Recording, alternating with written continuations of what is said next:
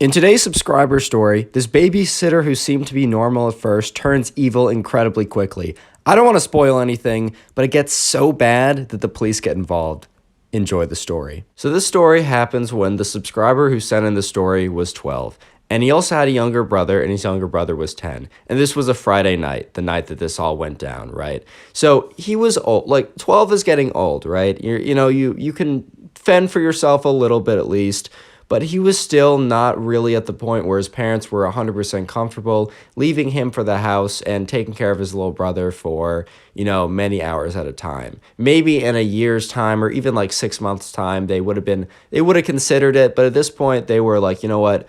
We're still going to have a babysitter at least for a little bit longer. Subscriber, it wasn't totally thrilled at the time because, when you're 12 or 13, you're starting to be, you're starting to feel like you're a big kid, right? And you don't want to have a babysitter anymore. But there wasn't really anything he could do, right? He's still living, at his parents' house under their control. If they want a babysitter, man, they're getting a babysitter. So the parents this Friday night had a pretty big party that they were going to, and they were going to be out till like 12, maybe even 1 in the morning, and they were leaving at like 6. So they were going to be gone for a decently long amount of time. Maybe if they were gone for like an hour or two, or maybe they were closer, maybe they would have considered not having a babysitter. But for this event specifically, and also because the guy just wasn't old enough yet, they decided to hire a babysitter.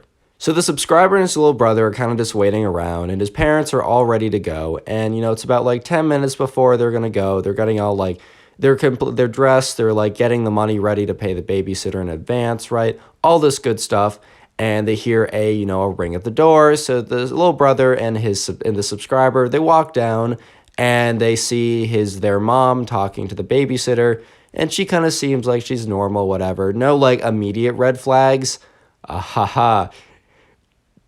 There was a massive one, but they didn't see it. Anyways, right, so the babysitter comes in, she introduces herself, and her name is Cassidy, but we might just call her the babysitter. Her name isn't actually Cassidy, I just wanted to give her a name, and maybe I'll refer to her as babysitter or Cassidy, we'll see. So while the parents are still there, and also while the parents are still in earshot, Cassidy the babysitter is like, "Hi kids, like my name's Cassidy, we're gonna have a lot of fun tonight, like I also know like that you're a little older," speaking to the subscriber, "so I'll let you have a lot of control of what we do. I'm just here to make sure that everything is normal," right? She was acting like a totally normal and a super good babysitter. Subscriber's like, "Oh, well, I mean, we have like frozen pizza in the the refrigerator. It'd be cool if we could microwave some of that or heat it up in the oven.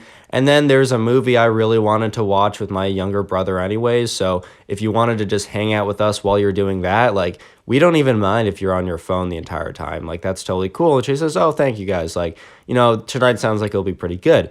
And the subscriber and his little brother were kind of thinking to themselves, "Yeah, this is going to be a chill night. This is going to be a solid Friday night. Like, I'm kind of excited." Let me just say, it was not a chill Friday night at all, but we'll get to that. Give me a sec. Anyways, right, so the parents are finally done getting ready. So they go to the door and they go to like Cassidy and they give her like $20 in advance. They're going to pay her like 30 for the night, but they're like, "We'll give you 20 now and 10 when we get back." They did have a lot of faith in her, but they just, that's just kind of like something they did. The parents turn to the subscriber and they're like, "Bye, have fun tonight, guys. Like, we'll be back soon. Like, if you need anything, use the house phone to call us," right?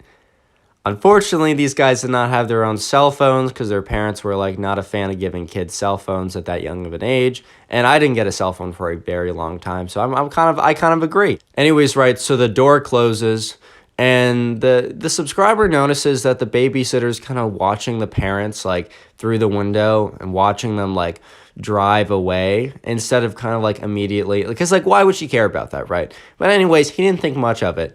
So he kind of like went to his little brother and he went through like the movies because they still at this point, like there were still like DVDs. I mean, I still have DVDs now, but like he was going through the DVDs trying to figure out like where the one he was looking for, right? So he finds the DVD and he like puts it to the side and he notices that the babysitter has been completely silent, right? She was kind of like bubbly, full of energy, really nice, like while the parents were there. But after watching the parents leave the driveway, she almost went dead silent because she was on her phone focused. And she was like typing away. She was like typing up an essay on her phone. Or it turns out she was typing to a lot of different people. So all of a sudden the babysitter is like done typing on her phone and she looks up at both of them and she says, "All right, go to bed. And they're just looking at her like, what? What do you mean go to bed? And she's like, yep, go to bed. Like, it's time. And they're like, and the older kid, the subscriber's like, our bedtime isn't usually till like 10, right? So it's 6:30 right now. Like, what? And she's like, no, go to bed. And they're just like, are we going to have dinner? She said, nope. And they're just completely confused at this point. They're just like, okay. Because, like, they were obviously, like, they weren't happy with what was happening, but they weren't necessarily trying to get in a fight with this babysitter when she was, like, the clear adult and their parents were not home and, like, they were the only ones home alone. So they were just like, okay, can we make it? Nope. And they're just like, oh, okay. Okay. So the subscriber looks at his younger brother, who is very confused, and it's just kind of looks at him like a little nod to, like, come upstairs. So the little brother comes with him, right? And they go upstairs, and the older brother, the subscriber, is just like to his younger brother, like, dude, I have no idea what's going on. Like, give me a second. I'm going to try and figure this out. And the younger brother's like, why is she saying we should go to bed? It's not our bedtime. And the older brother's like, dude, I know. Like, I don't know what's up. And he looks downstairs, right? So they have, like, a stairway that kind of, like, creeps around. So he can, like, kind of, like, creep down a little bit and, like, peek around to see what's going on. And he sees the babysitter on her phone frantically texting again. So he's like, who is she texting? Why is she acting all weird right now? All of a sudden, the subscriber's little brother noticed that they hear a noise and they hear a knock at the door. And they're like, oh, thank God it's our parents, right? Our parents are finally back. Like, we can explain to them, like, why, like, that we're, like, forced to go to bed at 6:45 instead of, like, 10, and also how we didn't get any dinner, right? And they'll clear this whole thing up, right? So they kind of, like, look around, and they start to walk down the stairs because they're very confident that it's their parents, and then they completely stop in their tracks, and they kind of backtrack and, like, scuttle back up the stairs as quick as they could and as quietly as they could, because was it their parents at the door? I'll give you a hint. No, it wasn't. It was some random, like, shaggy-looking dude who was, like, 22 and was, like, a little sketchy, and they're just like, oh, my God, who is in our house? Pause. Subscribe to the channel if you haven't already done so. Okay, play. So they kind of, like, run back up the stairs as quietly as possible. And then the subscriber is kind of, like, nods to his brother, like, to be quiet for a second, and he listens. And the guy's like, oh, yeah, what's up? He's one of those guys, right? So he's like, oh, like, this tonight's going to be so crazy to the babysitter. The babysitter's like, yeah, like, it's gonna be, like, a wild night. And the dude's like, aren't you babysitting some kids? And she says, yeah, don't worry about it. I told them to go to bed. And the dude's like, it's like 6:45. Like, really? And she said, yeah, they just did it. It was great. And at this point, this subscriber's starting to realize what's happening, right? He's like, oh, wow, this babysitter is going to take over this house to try and throw a party. So the subscriber and his little brother, they kind of, like, go back to their room, or because they share rooms, like bunk bed or whatever. And they're just kind of sitting down like, what do we do? And they talk to each other. They're like, okay, we could try and call our parents, but we need to go downstairs to get the home phone, and we're going to get caught. We could also, we don't know what else to do, right? We could also just stay up here and hope for the best. But this is a very uncomfortable situation, to say the least. And then they hear a noise from outside. So they both run up to the window because they have a window that, like, looks outside, and it looks outside to the driveway. And they see another car pull up. And after the car's lights go off, they see 4 doors open. Both the driver, the passenger, and the 2 back doors open. Just see 5 people spill out of the car and walk towards their house. And the subscriber's like, dude, this isn't going to be like some, like, little gathering that this babysitter's having at our party or at our house. This is going to be a massive rager party. Unsupervised, like, things are going to get destroyed, right? And she's just going to blame it on us. So the subscriber and his little brother are literally just watching at the window for, like, 10 minutes as they see 2, 3, 4 more cars pull up, all packed with people. At this point, there's like 40, 45 people they assume who have entered the house.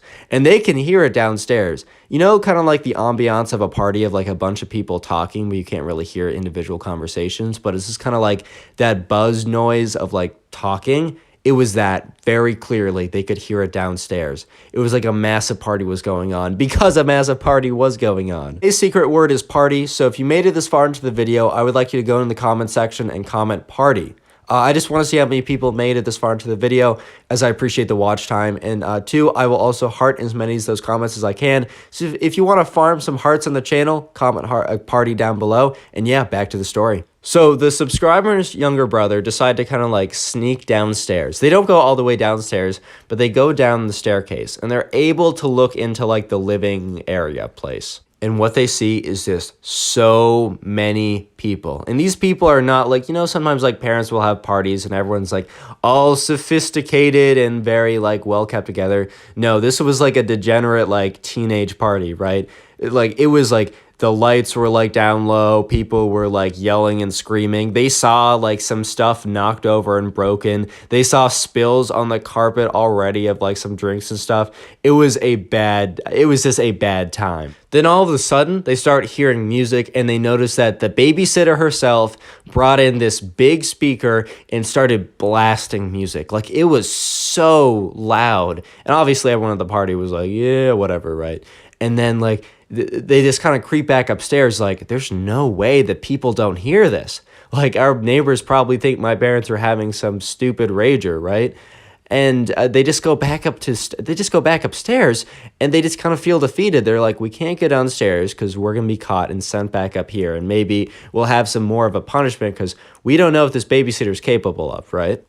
Anyways, probably at their lowest point, when the subscriber and his little brother are just sitting in their room, listening to like party music like bounce, listening to like things break, listening to like kids just be crazy, right? They're just like sitting there like, dude, what are we gonna do? And it's like, as the younger brother said that to the subscriber, they see this like this blue light flashing behind them. They're just like, what is this? Did they like bring in some kind of strobe light or something? But the light was not coming from downstairs. The light was coming from outside. And it was a red and blue kind of flashing like that.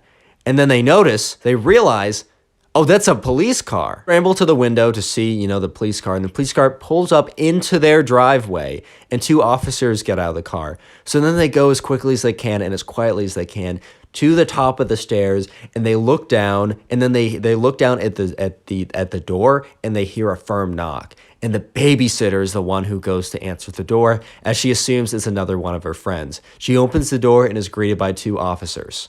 Someone else in the party notices what's going on, turns off the music, and like signals to everyone that it's time to go. And their house had like a back doors, like had a backyard. So there was an exit in the backyard. So everyone started funneling out of the house through the backyard, and they all started hopping the fence, running through their neighbor's yard. So what had actually happened was the neighbor next to them was a couple of a husband and a wife.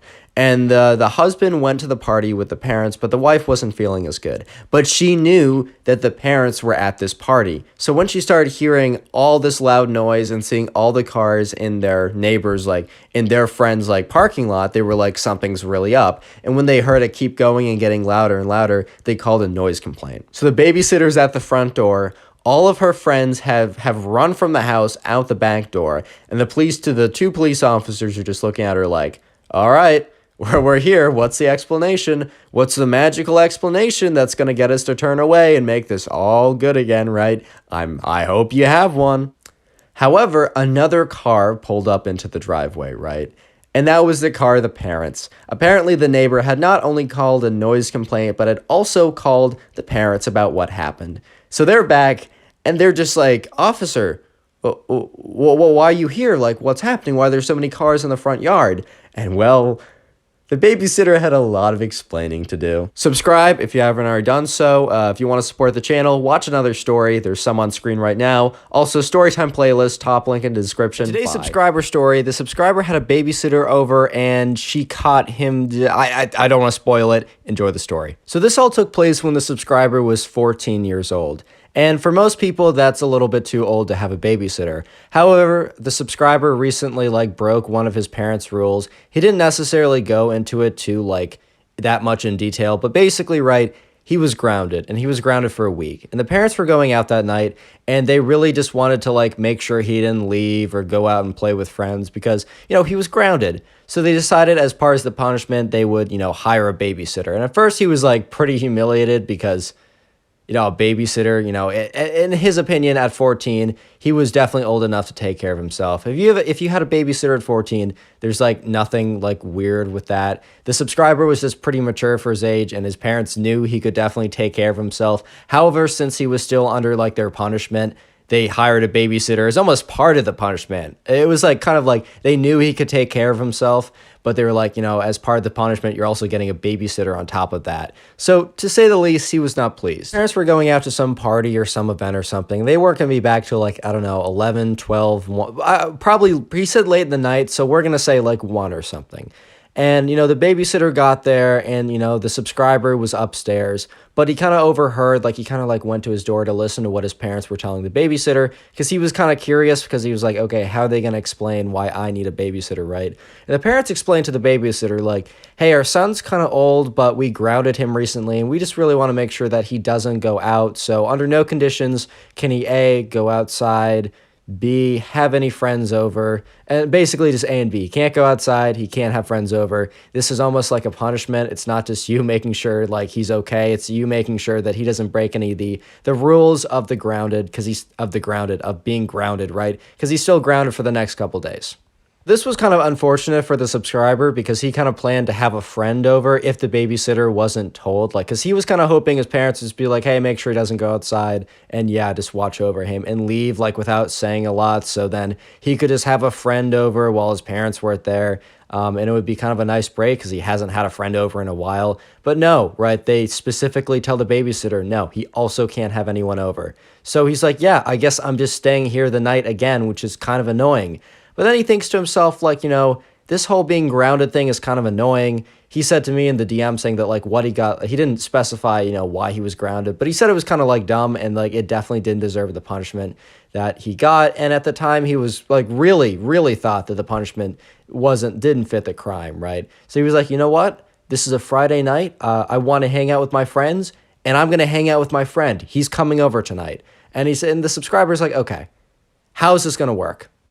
So the subscriber calls one of his friends and he says, hey, can you come over in like a couple hours? And he's like, yeah, sure. It's like, yeah, do you want to play some Xbox? He's like, yeah, of course. And then the subscriber says, hey, by the way, I'm going to need you to sneak in. And the guy's like, why? And he's like, okay, so I'm not technically allowed to have anyone over right now. And he's like, explains that he's grounded and that he has a babysitter. And his friend's like, dude, why do you have a babysitter? He's like, don't even let me get into it, right? Don't get me started on that one. But he's like, okay, so you got to come over. I want you to come over. And the dude's like, yeah, of course. Like, you got to sneak in. And the guy's like, so I can't just come through the front door. He says, no. And he's like, okay, dude, you're on the second floor. How am I supposed to get there? So he says, okay, outside my window is a very big tree. And it's a tree that's somewhat easy to climb. And the tree is right outside my window. So just climb the tree and then you don't have to jump, but you have to make a bit of a leap of faith. And the guy's like, okay. And he's like, dude, I've done it before. It's not like an actual jump. It's just like, you got to like stretch over. It's not that big of a deal. I'm making it sound a lot worse than it is. Just come over. And the guy's like, all right, fine. Like, if it's actually like, I can't make it, then I can't make it, but I'll at least come over and try.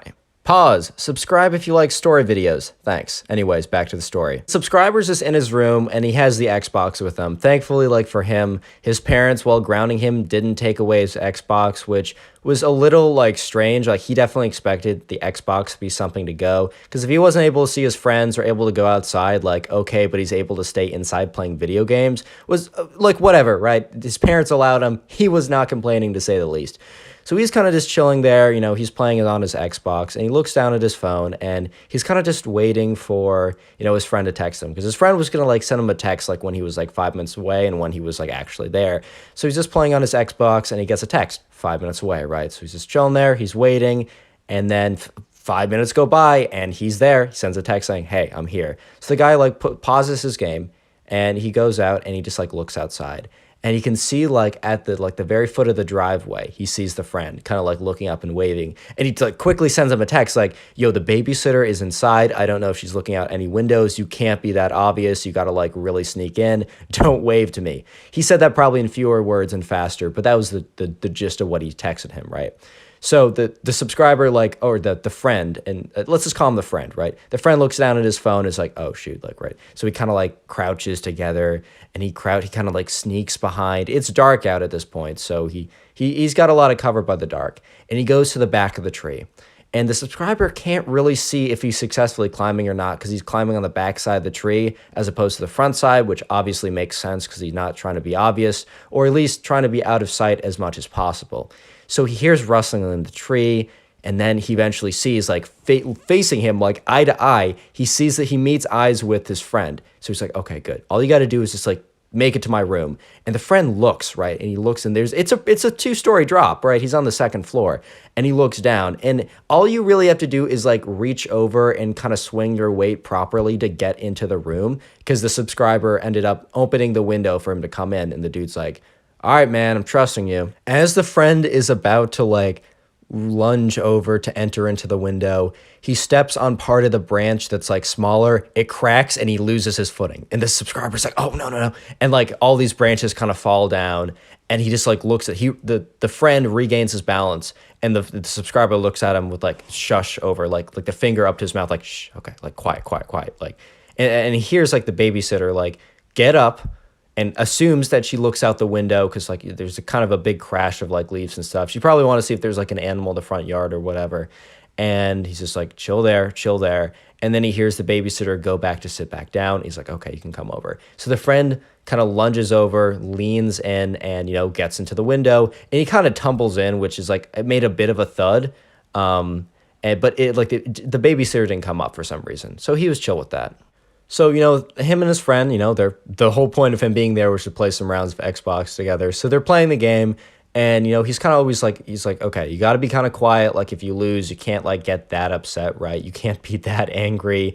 It's just a game, but also I can't have friends over, and if, you know, the babysitter hears someone else, it's going to be suspicious, and she'll definitely walk upstairs, right? So they're playing the game, and there's been a few close calls at this point. Like, he's been like, and then, like, the subscriber looks at him, and he shuts up pretty closely, right? But then they have a really close, like, 1v1. I don't know what game it's on, right? But they have a 1v1, and it's really, really close. The match is really close, but then the subscriber barely pulls through and, like, wins by a hair. And the friend was so like into the game that he kind of forgot, you know, where he was, in a sense that like he's like not supposed to actually be there, and they're secretly playing games. So he kind of like yells out. He's like, he said, you know, he yells something out, and then the subscriber just looks at him like, oh no, dude, because he yelled really loud and like really clearly. I don't know exactly what he yelled, but he made enough noise and was pretty obviously not the voice of like the subscriber himself. So all of a sudden, they just go really quiet because they're like, did the babysitter hear it? She definitely heard it, but does she think that's just me yelling in my own room, or is she coming up? They stay quiet for a second.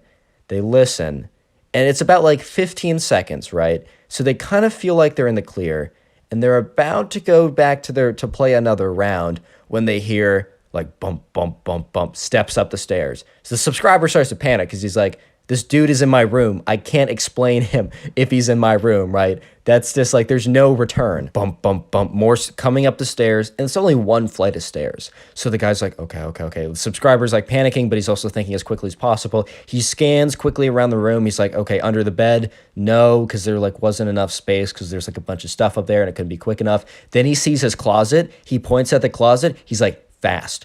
The friend knew what he was doing, which is good that the friend was paying attention because he was very quick to it. He saw the closet. He knew exactly what to do. He ran into the closet, closed it, didn't close it too quickly, and they just like waited. And then, 10 seconds later, the subscriber hears a knock on the door. The babysitter's like, can I come in? And the subscriber's like, yeah, sure, come on in. And the subscriber goes up to unlock the door because he locked the door beforehand just so the babysitter wouldn't like rant wildly, let's just like open the door, and they had like no heads up, right? So we unlock the door and the babysitter comes in and she's just like, hey, I heard a noise, like, oh, do you have someone over? You're not supposed to have someone over, right? He's like, yeah, no one's here. And she said, okay, I heard a noise and it pretty clearly wasn't you, right? And the subscriber explains that he was playing a 1v1 and he happened to be on voice call and he just had his volume up really loud so that like the other person he's playing against, like they made a noise when he lost to like the subscriber and it was just really loud. He said, my fault, like I'll definitely turn down the volume. I wasn't even aware that it was that loud. And the babysitter kind of looked at him and she wasn't 100% convinced, but she looked around the room like really quickly and obviously no one was there, right? And then she sees the window and the window is wide open. And she's like, why is that window open? And the subscriber's like, it's just too hot in here. And thank God that this happened like over the summer. Because if this happened like in the dead of winter or at any other time, right, that open window would be very hard to like explain away. But thank God it was actually kind of hot out. Like it was cooling down because it was night, but it was summertime. So he had an explanation for why the window's open. She kind of looks at him. Everything, like the thing is she's suspicious at this point. But at this point, like there's no one in the room. He explained the noise to some degree. He explained the window open to some degree. But she still feels like that noise actually came from a person.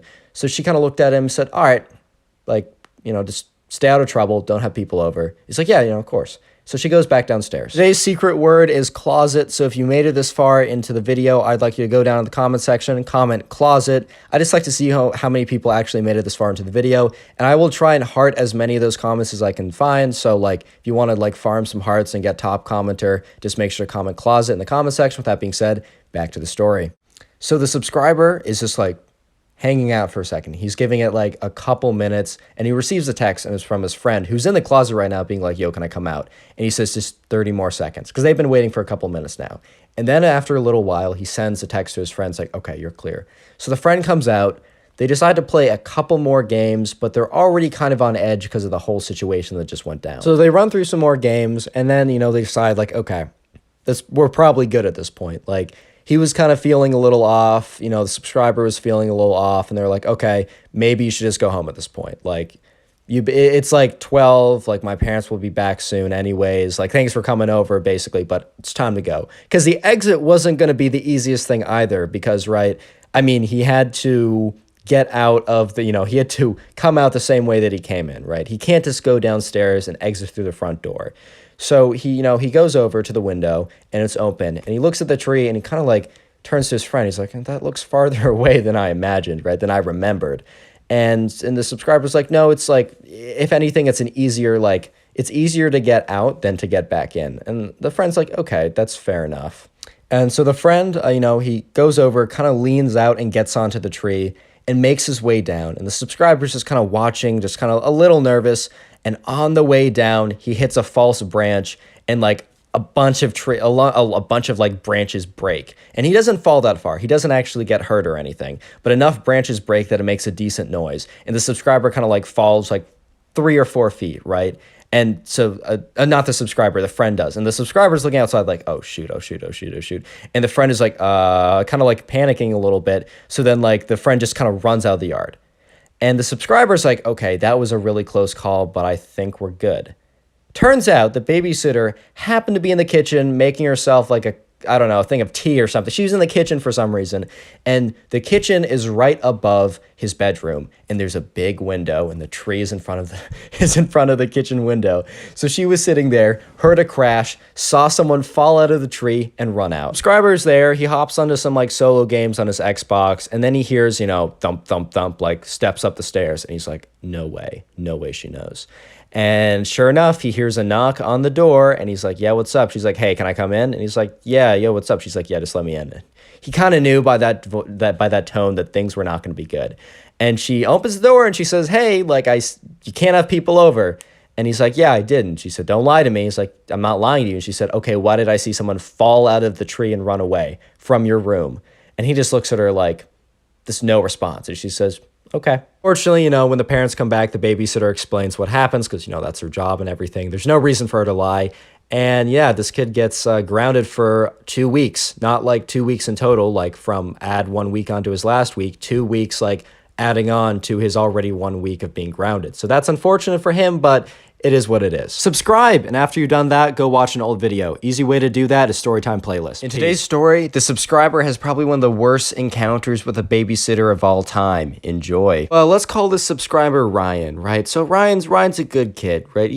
He's getting a little old for a babysitter at this point, and it's where his parents just don't totally trust him at home. But Ryan is kind of like, Mom, like I'm fine. It's fine, whatever, right? And this is definitely a time where like this will probably be maybe Ryan's last time with the babysitter. And let me just say that this was quite the way to go out. Quite the way to go out with like the last hurrah. This was quite the last hurrah. Anyways, right? So the mom is like, hasn't gotten Ryan a babysitter in a while because they just haven't really gone out to anything or needed one. So she was like, okay, where do I find one of these babysitters, right? So she goes to like, I don't know, a Facebook group or something. Dude, at this point, man, I don't even know where she goes, but she goes to like some kind of like random like local thing to try and find someone. And she finds someone who like, she's never met before, even though they're pretty active like in their town or whatever. But, she meets this like random person and like, the mom's like, oh yeah, my daughter will happily babysit for you. And, for some reason, right, in retrospect, Ryan's mom was a little suspect about it. That's at least what she told him, like, after the fact. But since it was only a gut feeling, she just was like, you know what? I'm just being stupid. Like, obviously, this person's fine. Like, what am I talking about? They're on Facebook, whatever. If you find someone on the internet, everyone on the internet's perfect. There's not a single sketchy person on the internet. That is a fact. No, but, in all honesty, like, go with your gut, man. Like, your gut will sometimes tell you something that, like, you can't even figure out yourself. Like, we've been programmed. We've had, like, thousands of years of evolution, and there's some stuff that just is like, we can't explain it, but you gotta trust it. Anyways, right, so Ryan's parents are going to like a party or something, and Ryan's mom gets in contact with the babysitter. She seems chill enough, right? She seems fine. She doesn't seem like an absolute crazy psychopath, which she kind of turns out to be, and you'll see in a second what happens. But anyways, right, she comes over, and it's the first interaction with the babysitter. The mom is, once again, something just feels a little off. Like, there's nothing apparent, and that's the thing. She can't be like, turn around, like, we're actually not going out. I mean, she could. It's a free country. You can do what you want, right? But she's kind of just like, something feels a little weird. Something feels a little strange here. And Ryan didn't get any of these vibes. Apparently, this is just what his mom said after the fact. But apparently, his mom was a little sketched out by her. But it was a last-minute pick. They honestly, like, they just couldn't find anyone else if they wanted to. Like, they really just simply couldn't. And so Ryan's like, okay, like, she seems fine, whatever, Mom, like, it's cool, I can kind of take care of myself. And she's like, I know, but this might be the last time, sweetie, right? And they're like, all right, here's my number to the babysitter, and the babysitter, who we'll just call babysitter, because I don't feel like coming up with a name, man. I'm tired. Anyways, right, and the babysitter's like, all right, like, this will be fine, like, I've done this a lot before, don't even worry about it. When are you getting back? And she, like, really, like, she said it in a weird way, and Ryan's mom should have known at that point that something was a little off. And she's like, probably like 1. It's going to be pretty late. There's a chance we get back earlier, but probably not. We'll be out pretty late. The babysitter's like, nice. And that was just kind of a weird response. Like, dude, why would you care? I mean, I guess you guys will see in a second. I'm not going to spoil it, man. I'm not going to spoil these stories. So parents leave. And, at this point, Ryan has just received a phone for the first time. Like, he got it like a month ago or something. And she looks at him. She's like, Ryan, if anything, if you need us, you have our number. And, that actually came really in handy. I'm not going to spoil it anyways, right? So the babysitter and, parents leave. Ryan and the babysitter just chilling in the room. The babysitter's like, hey, like, you look pretty old. So I'm going to kind of let tonight be up to you. If you just want to, like, hang out for a second, then, like, go off and do your own thing in your room, that's totally cool. And Ryan's like, yeah, like, okay, that sounds pretty good. Like, I'm glad you kind of get it that, like, I'm pretty old. Like, I don't need this, right? And she's like, yeah, no, that's pretty cool. Do you want dinner? He's like, nah, I already got dinner. And she's like, okay. And she's like, you know what? Honestly, if you just want to go off into your room now and, like, never come down again, I'm not going to say anything. Like, that's totally fine. And Ryan was like, oh, okay. Ryan's like 13 at this time. So he's kind of old for a babysitter, but, like, not, like, ridiculously old. He's not like 15 or, 20 or 40, living with his parents, and he gets a babysitter or something. That's totally realistic and happens. Anyways, right. He's like, yeah, okay, that sounds pretty cool. So Ryan, he goes upstairs. And, he goes upstairs, maybe whips out his Xbox, maybe playing some Minecraft, maybe watching some YouTube videos. I don't know, dude, right? So Ryan's just chilling in his room, right? He's just doing his thing. And he hears a car outside. And a lot of times you might hear a car outside, but it's honestly just like someone driving by. Maybe they're pulling in just to pull in to like kind of like go around. I don't know if you've ever done that, but sometimes you'll pull into someone's driveway to like get a good angle to turn the other way. So when he heard someone pull into his driveway, he didn't really think anything of it until he looked outside his window because he didn't hear them pull away, and he noticed that someone got out of the car, and he's like, okay. So when he goes out his window, he sees someone get out of the car, and he's just like a little weirded out. He's like, okay. And the person walks into his house, and he's just like, okay, like stranger danger. And, the person comes in and he hears the babysitter greet them at the door. But it's not the greeting at the door like, who are you? It's greeting at the door like, oh, my friend, right? Like, oh, my friend, welcome. All that kind of nonsense. I don't know how you greet your friend. Anyways, right? It was obvious that they knew each other. And he's like, oh, okay, the babysitter's having a friend over. That's fine. I'm not going to tell my parents, whatever, right? And if it was just one friend or maybe even two friends, Ryan would have been chill with that. Like, he gets it. But what's about to happen is something he doesn't get. And really, you'll see. So Ryan is just sitting in his room. He's just on Xbox or playing Minecraft or, I don't know, farming Bitcoin. I don't even know at this point, right? And he's just kind of chilling there. And then he keeps hearing cars pull in. And at first, he kind of just thinks that, like, okay, she's having another friend over. It is what it is. But he starts to realize that this is not one friend. This is not two friends.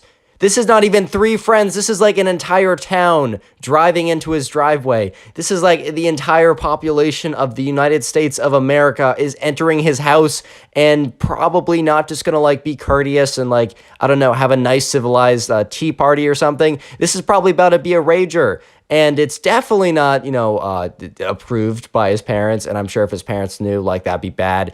And at this point, he's like, all right, maybe this won't be bad. Maybe everything will be just okay. Well, Ryan was lying to himself. Ryan was coping super hard. So he's just kind of like, playing Minecraft or whatever. And he's like, okay, I hear a lot of people down there. And he's like, okay, whatever.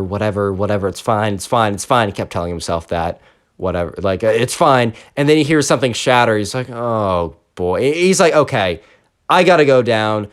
I got to see what's happening. I got to do some investigative research or whatever, right? Like, I got to go down and figure out what's going on. So he goes down the stairs and he finds the babysitter, and she's like with this dude next to this broken lamp. And the guy's like, oh, bro, so sorry about it. Wasn't even paying attention. The babysitter's like, haha, like, sorry about this. And the Ryan's like, dude, I didn't know you're going to have a party. And she's like, well, yeah, your parents aren't coming back for a while.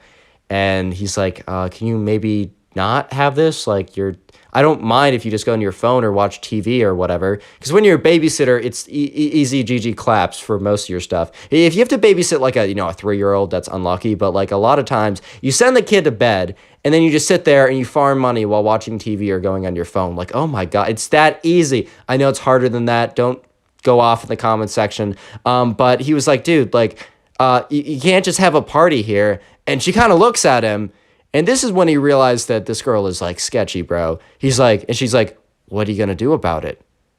Tell your parents? Are they here? And he's like, hey, yo, like, whoa, hold on a second. She said, you know what? I think it'll just be better if you go up to your room. Just follow the agreement we had before. You do your thing, I'll do my thing. And he was like, okay, all right, I'll go up to my room. Okay, and at this point, he's like, what? Secret word is lamp. So if you made it this far into the video, comment lamp. I just like to see how many people made it this far. It makes me feel good when I see a bunch of comments saying lamp. It also confuses people who don't give me that sweet watch time, which I really do appreciate. By the way, sorry if I didn't heart as many comments in the last couple days. One, but a ton of comments, which is awesome. Thank you very much. And two, I was actually out for New Year's with some friends. And yeah, so my fault for like hearting 1.5 comments total. On the drive back, I got to a lot of them, but no guarantee that you'll get a heart, but I'll do my best to do as many as I can. And yeah, back to the story. But do comment lamp. Also, leave a like for literally nothing. You're welcome. So, Ryan goes back to his room and he's a little mad because he's like, oh my God, this babysitter's like actually the worst, right? LOL, like that sucks. But he goes back and he's just like, okay, this can't get worse, right? More people show up. It's no longer just the population of the United States of America in his house. It is the global population plus the 3 aliens that live in Mars, right? It is the whole galaxy's population in his house. More people start pulling up. It's just like they have to start parking on the street. Like, this is insane, dude. And he just like, it gets louder and louder. Then someone starts playing music. He's like, dude, you cannot be serious, man. You cannot be serious. I have neighbors. I live in a neighborhood, right? This is not a frat basement. Oh my God. It starts getting really, really, really loud. Like whatever you thought the loud was, like whatever you were envisioning the music, the volume to be, is an understatement. Double that. It was crazy, right? So at this point, he's like, okay, the cops are definitely coming to my house. Or the cops will come tomorrow to my house. Like, we have definitely gotten like 15 noise complaints already. Like, this is insane. And so he eventually is like, oh my God, it's so loud. Like, I'm gonna sneak down. I'm not gonna confront the babysitter because she's obviously like gone off the rails. Like, there's no use talking to this person at this point. I just want to see how bad the damage is. So he walks down the stairs and his face just goes white because it's even worse than he thinks. He walks down the stairs. The music is blasting. People are everywhere. People brought like food. They brought drinks. It was like a full-on party. And the thing is, people are treating his house like a frat basement. I don't know how many guys have ever been to like a fraternity basement, but let me just say, oh my God, it is the most disgusting place ever. Like, honestly, I think every just disease in the history of in the entire universe has been concocted, grown, fermented, and spawned in like some kind of frat basement. And they were treating it like a frat basement at this point. Like, it was just spills everywhere. Empty cans, instead of like trying to find a trash, were just on the ground. Because people coming here knew that this wasn't the babysitter's house. They just thought it was like a random house, and they just didn't care. Probably the babysitter even said, guys, this is my house. I don't care how it's left. Which I don't know how she didn't think, any of this would catch up to her. She really did think that like, oh, when I'm done babysitting, I'll just leave and I'll never see these people again, which is like completely brain dead, but whatever, man. So the kid, he's just walking around. Ryan, man, he's literally walking around and people are like, what's up, little dude? Like, how'd you get in? And he literally responded, this is my house. And the guy's like, oh, nice. Like at this point, dude, he was like, what? This is my house, man. This is my actual house. Like, you don't understand. Like, someone's like, oh, can I see an ID? Like, you're definitely getting out. The bouncer's told, name 5 brothers, bro. Name 5 brothers. Like, this is my house, dude. This is my actual house. Anyways, right? The thing that really brings Ryan over the edge, the thing that really just makes him tilted beyond tiltability, that's a word now. The thing that really just, boils his blood at this point. You know what that is? He goes into like, the main room or whatever, right? His living room or whatever, right? And he sees like the main table. There's like normally some stuff on this table. Like there's some books, there's like little things, right? It's a table that had like some stuff on it, right? That stuff was all on the ground somewhere. And you know who was like on top of the table, dancing on the table? The babysitter, dude. Ryan has told me he's never been more tilted in his life. He said that was a point where he was just like, oh my God. And he's just like, he storms up to his room because he realizes that he doesn't have any power in this situation. He's 13, dude. What is he going to do? Fight these people? Force them out of the house? And he's sitting in his room just molding at this point. He's so mad. And he realizes like, oh my God, wait a minute, I can do something. And he, goes over, he picks up his phone, and his phone is like very limited, but he has his parents' number. He calls his parents, and his mom's like, hi, Ryan, like, how's everything?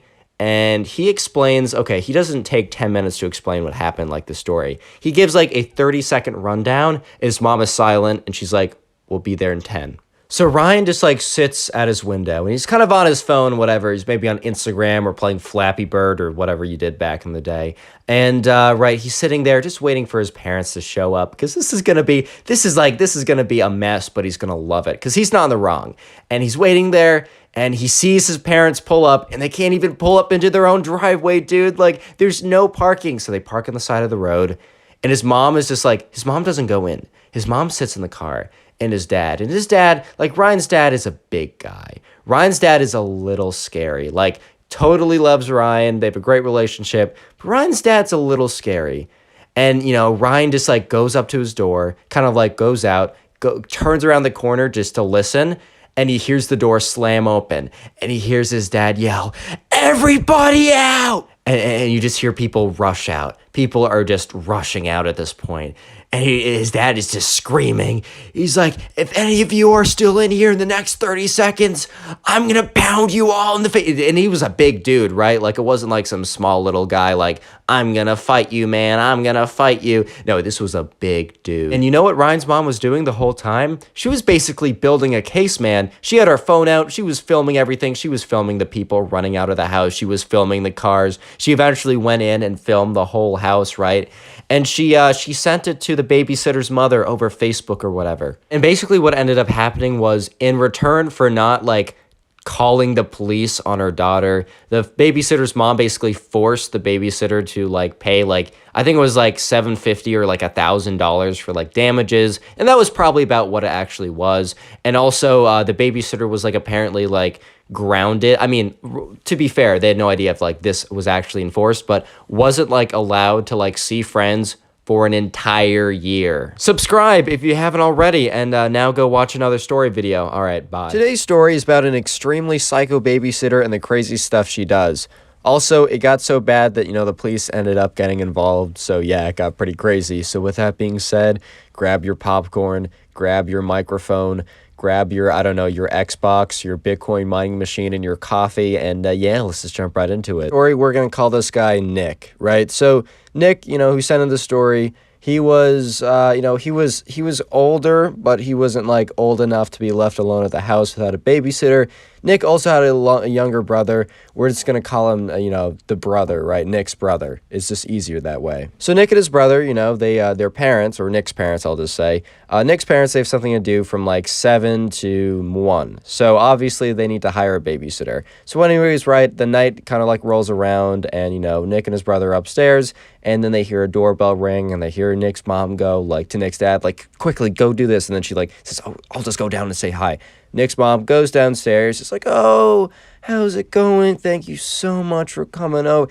Kind of standard mom stuff like that. Because I don't know. It's always like the same interaction. It's like, oh, I know this is going to be kind of a weird tangent, but I feel like whenever two moms see each other, either they're best friends or they barely know each other, or they're like new acquaintances or mortal enemies half the time. They're like, "Oh my God." And like the dads, even if they're meeting their best friend that they've known for like years and years, are always like, "Sup?" Like, "Yo," or they'll just make eye contact, dude. I don't know. I always just found that kind of funny. But anyways, right, the mom is like greeting the babysitter. "Thank you so much for coming. Here's my number if you need anything. We actually have to like go in like 5 minutes. I'm sorry. I'm going to run back upstairs and just finish some stuff up." And then, the mom, Nick's mom says, "Nick," and then says Nick's brother's name as well. I just don't feel like making a name up because it'll get too complicated. You guys always call me out when I keep messing up the names, which I always do. But anyways, right, she calls for them to come downstairs. So Nick and his brother, they head downstairs. And honestly, they don't really think anything of it because, dude, it's just a babysitter. They've had plenty of babysitters. However, this one was new. So they had like a babysitter that always came, but, she actually recently just went off to college. And so she obviously couldn't be babysitting them anymore because she went to college in a different state. And she's not about to drive, across country, right? Not about to like get into her car, pay for like hundreds of dollars worth of gas, drive cross country just to babysit these kids. So they had to get a new babysitter. So they were like kind of like, they were interested, right? They were like, "Okay, we'll see how this girl is." So when they go downstairs, right, Nick and his brother, they meet the babysitter. She's like, "Hi, my name is," we're going to call her babysitter. "Hi, my name is babysitter."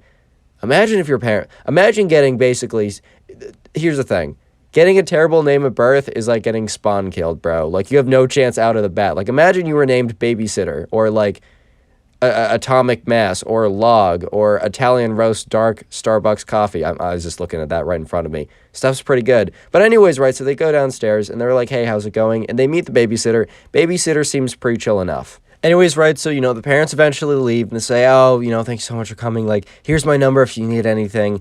And we have to go. I'm so sorry." And, they run out. And, yeah, now it's just the babysitter, Nick, and his brother. And the babysitter's like, "Hey, guys, like, I'm your babysitter.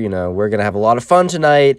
I only have a couple ground rules, like, please just respect whatever rules your parents have. They obviously haven't told me all of them. So, like, don't take advantage of me and say, oh, yeah, my mom lets me eat ice cream, like all the ice cream in the fridge and stay up till like 1 in the morning. That's a classic thing.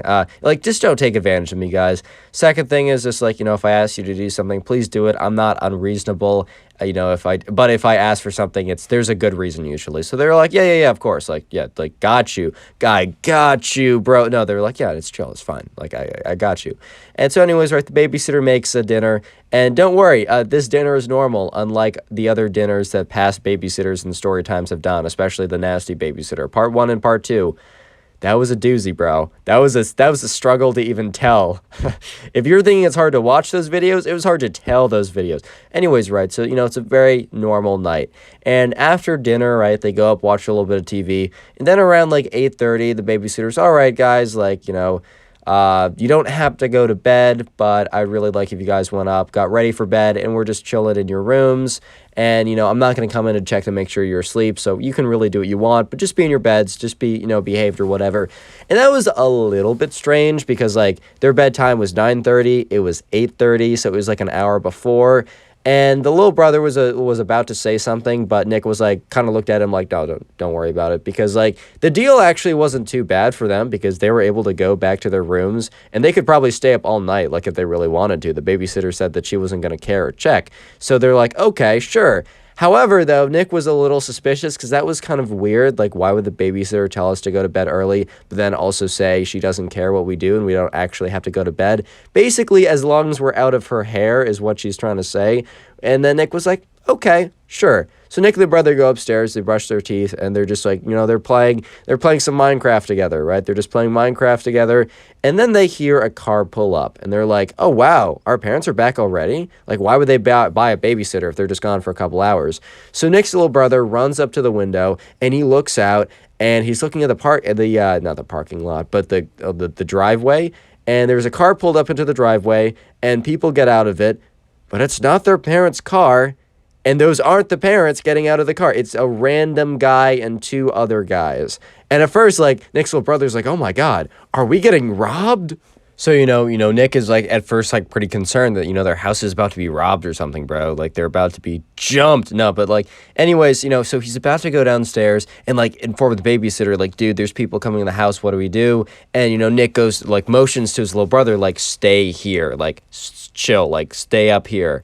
And anyways, right, so, Nick is about to go down the stairs. He's out of his room, and then he, like, goes to the stairwell, but the stairwell's kind of curved. So instead, right, he's about to go down the stairs. He hears the door open. He's like, oh, my God. He freezes because, like, he's not going to run into a firefight, right? And then he hears the babysitter being like, hey, what's up? And then he immediately realizes, right, like, these aren't some strangers, bro. These are guests. These are guests invited by the babysitter. She knows who these guys are, right? So then, Nick is like, he freezes on the stairs, and he kind of just chills there for a second. He's like, okay, so we're not about to get robbed. However, right, the babysitter did invite people over, and I'm fairly certain that, my parents would not, like, be chill with that. He said, but he was thinking, he's like, you know what, however, right, I'm not going to rat on her. Like, Nick was like, dude, there's no point in me, like, calling her out or anything, or, like, calling my parents.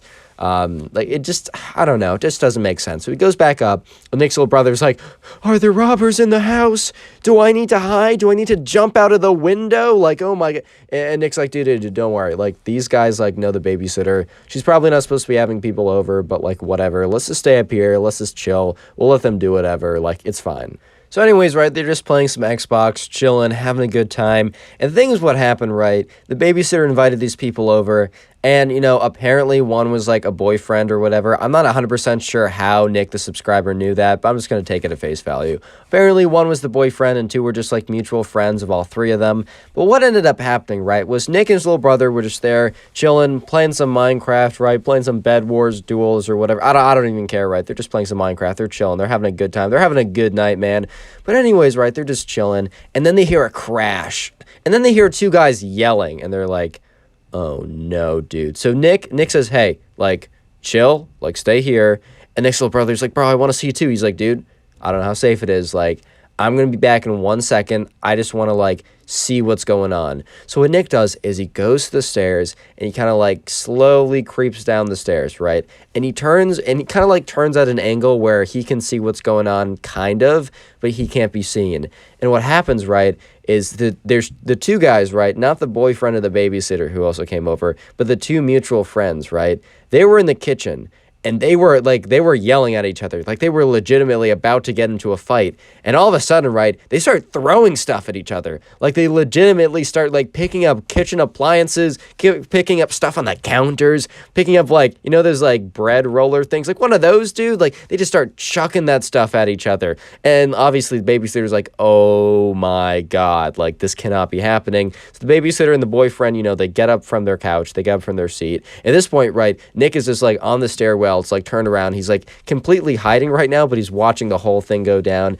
And like the babysitter and the boyfriend and her boyfriend, like they run over, and right before they're able to like actually, you know, fix what's going on, like before they're actually able to break up the fight or something like that, right? One of the guys, when he's throwing something, it's pretty big, it's pretty heavy, and it ends up going through the kitchen window. Yeah, you know, Nick is there and he hears like the glass shatter. And at that point, right, the two guys, they just stop fighting without even being like pulled apart by the girlfriend or the babysitter and her boyfriend, right? Because at this point they're like, okay, we just like broke a ton of stuff and we just broke a window. Like, shoot, like what were we even fighting over? Definitely not worth it. Little bit of a side tangent, but bro, why do people even get into fights? I know you're probably thinking like, dude, what are you even saying? But no, legitimately, think about it. Especially like kids at school, like they'll be like, oh my God, you disrespected my mother when you said I'm gonna bang your mom, LOL. Like, first of all, trolling, who cares? But then they're like, oh my God, I'm gonna get into a fight. So they actually like clear out the hallway. There's a big group of people being like, fight, and they go in and they like maybe land a punch. And then they both get expelled like idiots. Like, bro, you played yourself. I don't care if you're defending your honor. You're not defending your honor. You're defending your crown of being a complete idiot, dude. Oh my God. I'm sorry. Like, I don't know. I just went off on that. But it just never made sense to me, dude. But anyways, right. So after they were in this big fight and they broke the window, the babysitter's like, oh my God. Like, how do I explain this? So Nick is like, okay, like, shoot, I totally forgot. He runs up, he goes up to his room, and he tells his little brother what happens. He basically like, yo, like these two guys got in a fight. They broke a lot of stuff, and then they also ended up breaking a window. And then Nick's like, dude, just stay here. Like, I don't know, we might want to call our parents, but I just want to go down and like see what's about to happen, right? So Nick eventually, you know, he goes down and, you know, he's still hiding, right? And the babysitter's like, oh my God, what do we do? Because like the other three guys were in there trying to like fix stuff, put stuff back into place. But bro, they legitimately like broke a lot of expensive stuff. Like, you know, in the kitchen, there's a lot of appliances to like do stuff. Like, I don't know. You know what I mean? And they like a lot of stuff was kind of like chipped or sharded or broken or cracked or whatever. And like obviously the window, which was like shattered, is like that thing, you can't put that back together. It's not like you're gonna like meticulously glue back every shard of glass into a full-fledged window pane and have no one notice that. No one's gonna be the wiser, bro. They won't notice 100,000 cracks in this pane, and also the fact that it's just gonna break by the wind blowing at it. Like, that was some damage that couldn't be fixed, but they were at least trying to clean it up to kind of like just try and mitigate some of the damage, dude. And that's when Nick heard it. That's when Nick heard the police sirens. Speaking of police sirens, today's secret word is police. So if you made it this far into the video, comment police down below. I will try and heart as many of those as I can, which honestly, I think I'll be able to heart more than I did for yesterday. Yesterday, I was just incredibly busy, so I don't take it personally if you didn't get a heart. I might also try and heart all those comments like days later, but I'm gonna heart as many as I can. But still, once again, I can't get to them all. I just want to say thank you guys so much for just giving me watch time. I do love it, and because, you know, I'm so grateful and so thankful, I will let you know on a little secret. The secret is that today is your lucky day. Today's your lucky day, baby. Today's your lucky day, because today, if you leave a like on today's video, just simply leaving a like, you will receive nothing. It's going to take about 2 to 3 business days to receive your nothing. But if you want to shave off a day on that order, it will legitimately only take 1 to 2 days if you also turn on notifications to the channel. But yeah, if you want to claim your free like and get it really quickly, leave a like on the video and hit those notifications while you're out there. Back to the story. Well, anyways, right, you know, Nick hears the police sirens, and then he hears the babysitter go, oh shit, like, oh god damn, like, oh no, dude, like, I'm actually screwed at this point. And the guys are like, bro, we gotta go. And she's like, you guys aren't going anywhere. If we're getting caught, you're explaining what's going on, right? And eventually, right, so you hear the sirens. Nick runs up and he goes to his brother. His brother's like starting to cry a little bit. His younger brother is like 6 or whatever. And Nick's like, dude, don't worry about it. Like, I think the police are just coming to check. I think someone probably called like the police on us because like the disturbance or whatever, and they were just worried. Don't worry about it. Just stay up here. Things will be all good. And so, so the police pull up and they pull into the driveway. They get out and you hear a big loud knock on the door. And at this point, right, Nick, he goes down the stairs, but he's in the same position as before where he can kind of see and definitely hear what's going on. But he's just like in a position where he can't be found really. Like he's just hiding out at like they can't find him, right? They can't see him at least. And the police officer comes and says, hey, we got a noise disturbance. And he looks into the kitchen. Because he's like kind of looking around, see what's going on. He sees 3 other guys there and a babysitter, or just this girl at this point doesn't know it's a babysitter, and sees a lot of just destruction in the kitchen. He's like, what went on over here? And she's like, oh, sir, like just a little bit of an accident over here. He said, that is a little bit of an accident. I wouldn't call it little, right? And he's like, are you guys the homeowner of this house? And she's like, no, I'm actually just babysitting, right? And he's like, can I have the number of the homeowner? And she's like, I don't have it, which is a lie because she legitimately got the homeowner's number. And at this point, right, Nick decided to like actually like come out of his hiding. He ran downstairs. He's like, hi, officer. I actually have the number of the homeowner. And the babysitter looks at Nick, not with a face of like, I hate you, kid, right? Because like he's just, look, she knows he's just doing what he's supposed to be doing, but kind of a look of like, well, it's nice knowing you. I'm screwed now. Anyways, right, the police officer ends up getting the number of the homeowner, which is, the mom, and, he steps outside, he basically calls to say what's happening, and obviously, like, Nick's mom was pissed, right? None of that should have happened, right? And also the fact that the police got involved and, the fact that the police were called because one of the neighbors thought that, like, they were legitimately in trouble or something. Like, that's embarrassing. Plus, there's a lot of, like, broken stuff. And, like, the police officer explained, like, dude, there's, like, a lot of broken stuff in here, like, just a heads up. And so, yeah, Nick's mom came back with, like, Nick's dad. They come in. At this point, right, the babysitter's still there, but the other 3 guys have dipped at this point.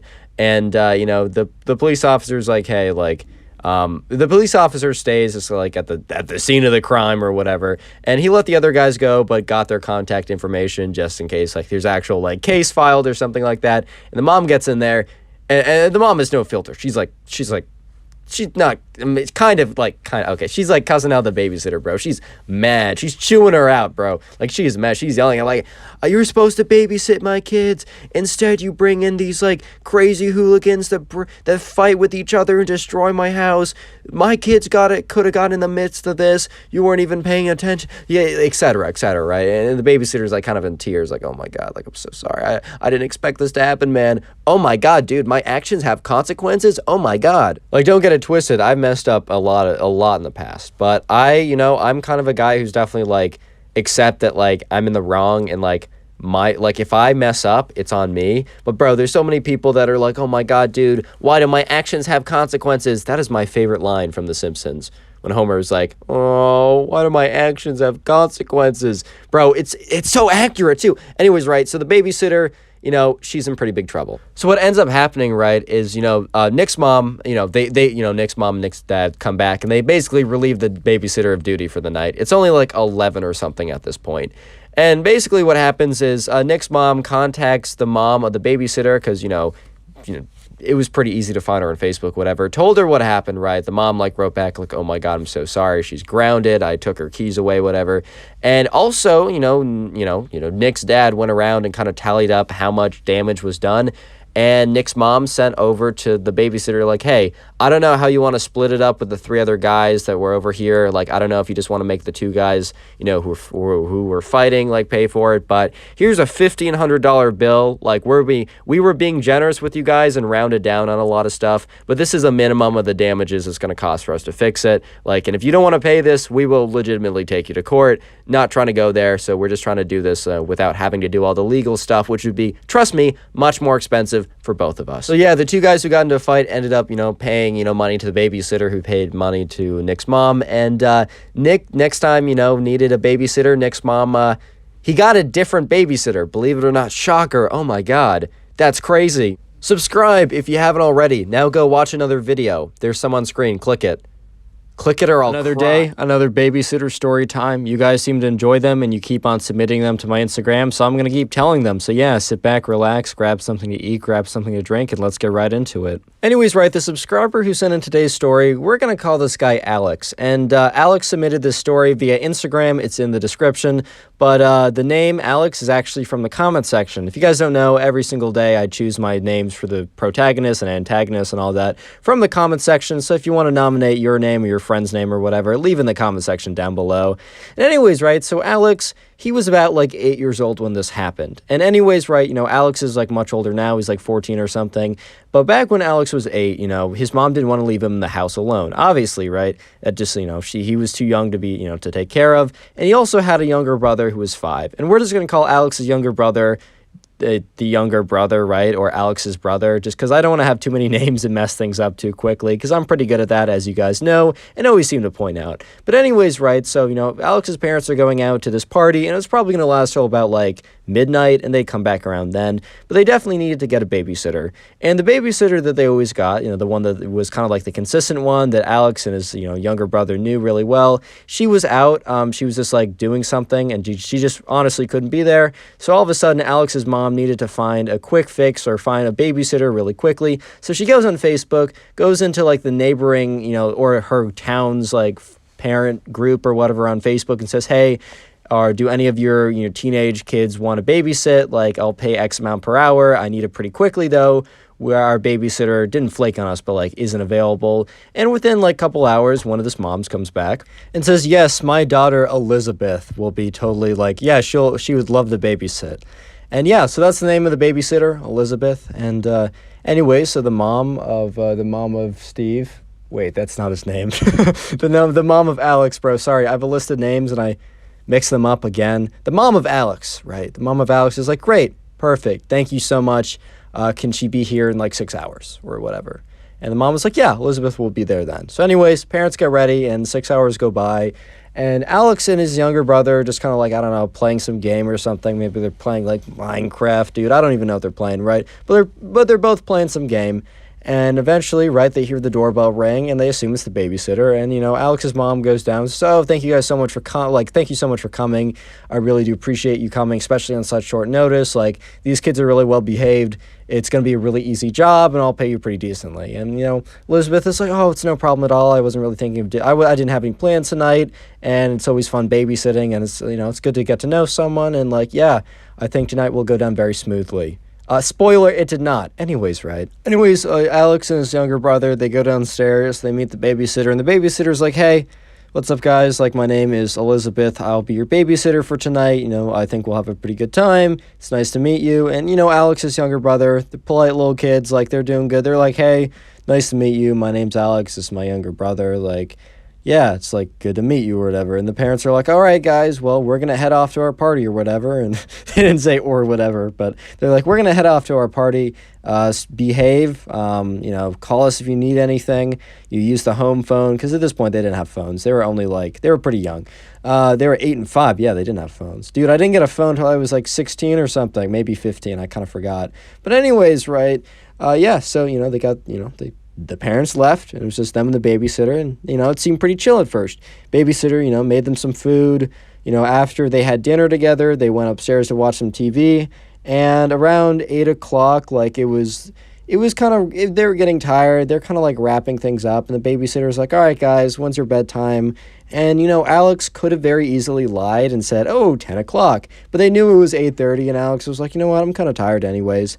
So he's like, you know what, my bedtime is 8:30, so is my younger brother's. So she's like, okay, you can pick one more show. And they watch one more show, and then they get ready for bed. And the babysitter's like, all right, well, good night, guys. If you need anything, I'll be downstairs. But, yeah, good night. So anyways, right, Alex and his younger brother, they get into bed, and they go to sleep. The end. I'm just kidding. I'm just playing. It gets very interesting, trust me. Anyways, right, so Alex and his younger brother, they go to bed. And, you know, they fall asleep. And Alex is like, you know, dreaming, sleeping peacefully, having the greatest sleep of his life. I don't know, man. I'm kind of just saying that. But he's asleep, right? Anyways, either way, Alex is asleep. And then all of a sudden, right, you know, Alex is woken up, and it's by his younger brother. And he's like, what's going on? Like, is everything okay? And the younger brother's like, I hear sounds from downstairs. I don't know what they are. So Alex is a little confused because it is just the babysitter, right? It's just the babysitter, right? But he hears it too. He's kind of groggy, so he's a little startled at first, but he kind of like, settles in, like gets oriented, and then listens in. And yeah, he's hearing this faint noise of like a lot of noise actually coming from downstairs. And he's like, wait here, because he wasn't sure exactly what it was. I mean, for all he knew, someone could have broken into the house, dude. Like, he doesn't know. So, right, Alex gets out of the bed after his little brother tells him that, there's noise coming from downstairs. I think someone might have broken in or something. So Alex walks down, or he doesn't walk, but he gets out of his bed. He kind of walks out of his room, and he kind of like doesn't go downstairs at this point because he doesn't know what's happening, but he listens, and he hears a lot of people, kind of like the buzz of a lot of people talking and the faint, buzz of music as well. So then he kind of like goes to the stairs. And he kind of looks down a little bit, and he hears it a lot clearer, and he hears people talking, music going, and he realizes that, people are here, there's a party here, and at first part of him thought that, like, oh, maybe my parents came back and brought their friends here, maybe this is like an after party at my house, but he doesn't totally feel comfortable going downstairs and trying to find his parents, because he is not certain that it is his parents. So what he does and says, goes upstairs, goes to the nearest window on the second floor, looks outside, and yeah, surely enough, his parents' cars are not there, but a lot of other cars are. Like, a lot of other cars. The driveway's totally full, and even on the street, there's, like, some cars parked. So he's realizing pretty quickly that these are not his parents. So at this point, his little brother, Alex's little brother is just like, dude, like, what's going on? And Alex is just like, okay, I don't totally know what's going on. Like, I'm not 100% sure, but I'm pretty sure that there's people downstairs we don't know, and it's a party. And at this point, Alex's little brother's like, well, what do you mean? And he's like, should we go down there? He's like, no, like, we should not go down there. We don't know these people. They're a bunch of strangers. Like, hold up. Like, I'm not sure yet. Like, I'm not convinced this is what we should do. And he thinks, all right, well, we should probably call our parents. And, Alex is like, but the only home phone, and at this point they didn't have any cell phones, they're like, okay, we have to call our parents, but the only home phone is downstairs. So at this point, right, Alex's little brother are kind of realizing that they need to sneak downstairs completely like incognito to actually get their phone and call their parents, right? Because at this point, right, they don't want the babysitter to catch them because they don't trust her at this point. And also there's a bunch of random people that could be sketchy or whatever. So yeah, their plan was, they had to sneak downstairs somehow and not get caught and get the phone from wherever it was, right? So basically, Alex tells his little brother to stay and wait up here and that he needs to go down there and, get the phone. And Alex's little brother's like, no, dude, bring me along. But Alex is obviously like, hey, man, like, I'm the one who's in charge here. I don't know how much danger there is. Let me just handle this myself. I mean, look, the kid was like 8 or something, and his little brother was 5, so it's not like he was like so much more mature, but he was still the older one and, was in charge of the situation. And honestly, Alex didn't know what he was going to expect down there. He didn't know who the babysitter was friends with and brought to his house.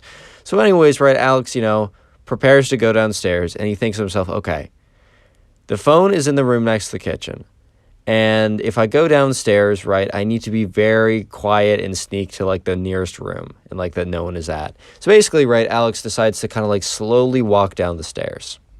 Real quick, secret word of the day is stare or stairs. So, yeah, comment stairs down below if you want to get a heart. I can't heart them all as I'm pretty busy as stuff is going on, and I'll make a video about it eventually. But, yeah, I'll do my best, but no guarantees. And also, while you're down there, leave a like on the video, and you'll receive literally nothing. So, yeah, anyways, Alex on the stairs, walking down. He's got to be really careful, right? Because he doesn't want to spark anyone's interest, because I'm sure that if someone saw a little kid, like, at this kind of, like, party convention thing, or function, not convention, you know what I'm saying. But they saw a little kid there, they're definitely going to, like, alert the host, aka his babysitter, right? So Alex kind of sneaks downstairs, and he sees kind of like a big group of people looking the other, like, kind of like facing the other way, like all having like some kind of beverage in their hand. Probably just apple juice, man. I wouldn't question it. But anyways, right, he kind of like sneaks into like a room in between like that room and the kitchen. And no one's really in this room, but he kind of like hides behind the door and he looks around and he peeks into the kitchen. And when he kind of like looks around the corner, he sees a decent number of people in the kitchen, but he also sees the babysitter in the kitchen. So he thinks to himself, okay, I need to get that phone. I need to be discreet. but I don't know if I can get in there without people being in there. And he kind of like hears behind him, and he kind of hears like people walking in his direction. He's like, okay, at this point, I've kind of realized that people are going to figure out I'm here, right? There's no way that I can like be here and, not be found. So Alex is like, all right, what are my options? What can I do? And he realizes to himself, what if I just go to the kitchen and get a glass of water? Babysitter's going to know that I'm there, and I make it pretty apparent, but I just act like it's like I just need a glass of water. So Alex kind of like gathers up his strength, kind of gathers up his courage, and walks into the kitchen. The babysitter looks at him like all shocked, like, oh, Alex, I thought you were in bed. And Alex looks at the babysitter like, oh, I'm just getting some water. And the babysitter kind of looks panicked, and Alex looks at looks at her like, oh, don't worry, I don't mind that you have people over. And yeah, he did. Yeah, he really did. She wasn't supposed to. And she's like, oh, you shouldn't have seen this. And he's like, I'm just getting some water. I'm just going upstairs. Don't even worry about me. So Alex walks over to the sink, grabs a thing of water, fills it up, and on the way, stops by where the phone is. And as he's walking up and the babysitter kind of turns around to talk back to her friends, he goes, picks it up, no one even notices, and Alex returns to walk back up the stairs. So Alex is walking up the stairs, and Alex's younger brother's like, did you make it? And he's like, yeah, don't worry about me. And he's like, you got water too? Like, I thought this was a stealth mission, not a leisure trip. And Alex is like, it was actually part of the plan. I will tell you about it later. Just let's go upstairs. So they both go back to his room. When Alex's brother, they're back in the room, and they have the phone, and they're just thinking to themselves, all right, I think it's time to call our parents. Like, all right, guys, I think it's time. So they sit down, they get ready, they get on the bed, and Alex and his little brother, they ring up, their mom, and their mom picks up the phone like, hello, guys, is everything okay?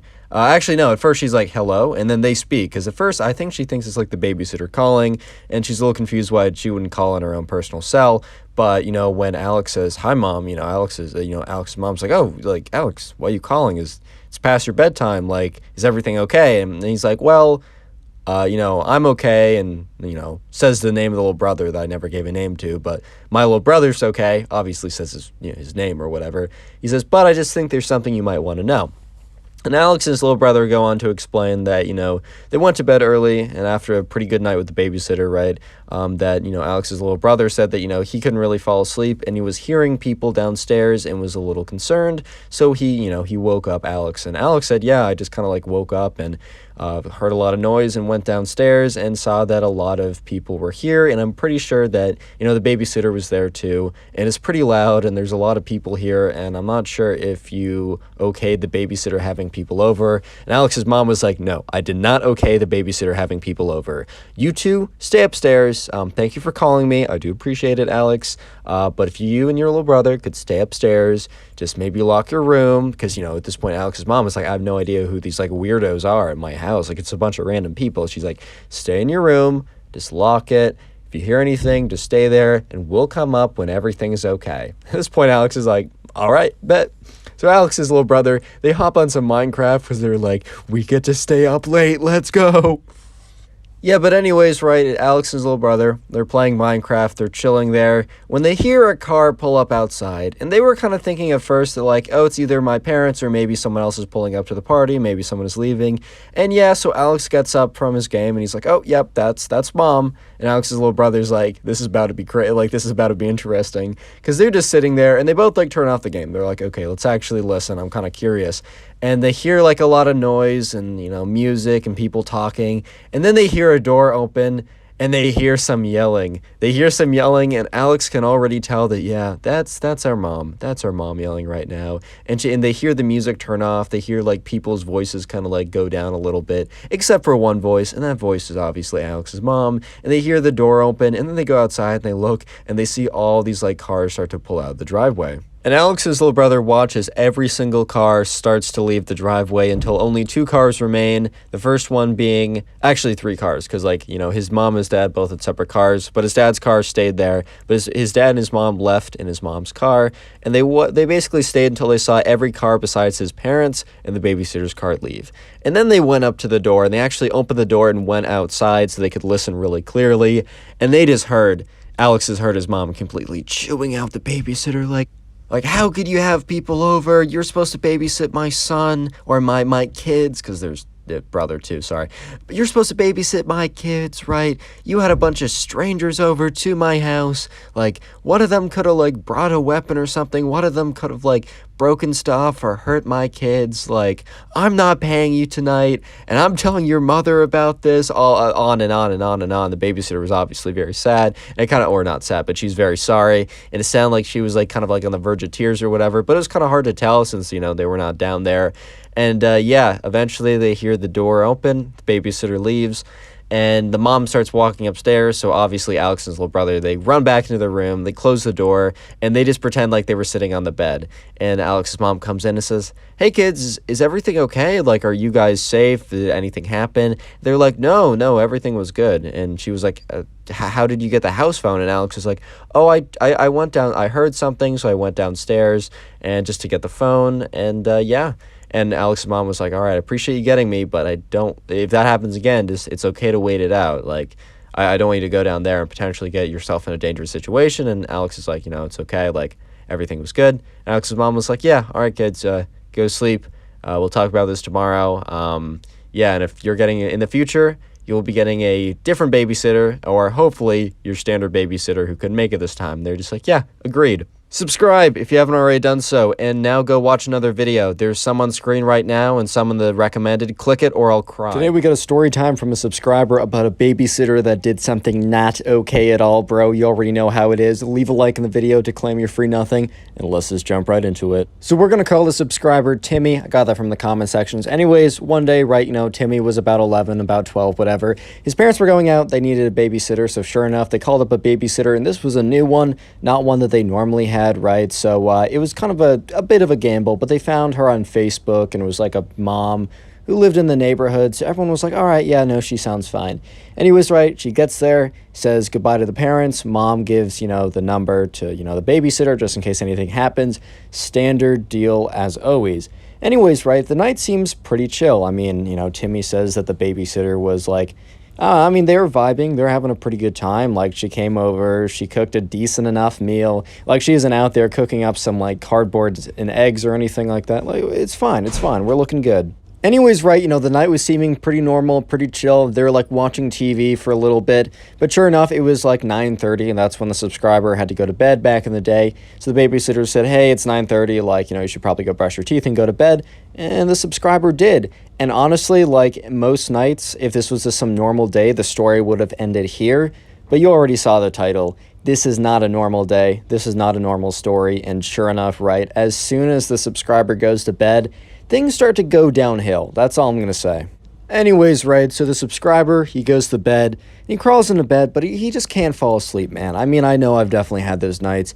You go to bed, and, like, you've been probably tired the whole day or whatever, and you can't wait to go to bed. But the second you go to bed, bro, it's like your mind just can't turn off. Thoughts are just rattling off, and, like, you're basically playing out a whole conversation with, like, everyone you've ever met ever as soon as you go into bed, and it's quite annoying. And this was happening to the subscriber on this night, so he was kind of just sitting in bed.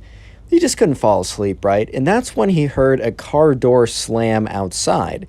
And he was kind of just like, oh, dang, like, all right, like, that's a little weird. Maybe my parents are home early. So he's kind of just sitting in bed at this point. He's just kind of, like, listening in to hear, like, oh, you know, who is it outside? Who's at my house, right? Is it my parents? Because he kind of thinks it's his parents is back home from whatever they're going to earlier than expected. But, you know, he was listening, and he heard the babysitter say, hey, and then he heard some, like, guys say, hey, how's it going, right, in this kind of voice, and he's kind of just thinking to himself, no, that's definitely not my dad's voice. And also, my mom's, like, the talkative one, too. I mean, in his mind, it would have been his mom being like, oh, hi, how's it? You know how, like, moms will, like, really play it up when they see someone, they're like, oh my god, and it's just, like, Stacy, the person they met once at a bar, and it's like, bro, you're not actually that excited. But anyways, right, he's like, yeah, this is definitely not my parents. This is definitely some random guy in the babysitter. So the subscriber, right, he's not gonna get out of bed. He's just gonna stay there, but he's also, like, a little just like, all right, what's happening here? So anyways, right, the subscriber, he's staying in bed, and he's kind of just listening, waiting to hear what's happening, because I don't know, he just doesn't want to make a deal out of it. Like, I'm sure the babysitter would be like, oh my god, don't tell your mom, whatever. Like, and the thing is, bro, the subscriber doesn't care. Like, she was cool with him. She made him some good food. She let him kind of watch whatever. Like, they were just watching whatever he wanted.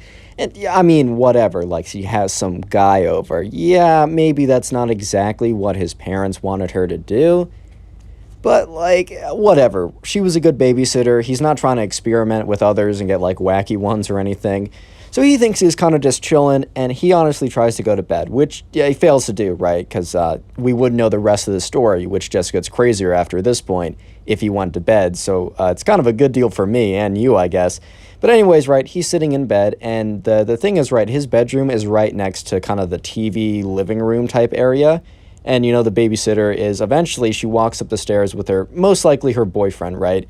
Maybe it's just some guy. Maybe it's a friends with benefits. Maybe it's her husband of 10 years. Hey, man, I don't really know the situation. But at the end of the day, right, let's just say boyfriend. So her and her boyfriend walk up, and they eventually walk up to the TV room. And the TV room is right next to the subscriber's bedroom.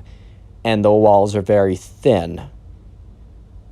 You already know what I mean.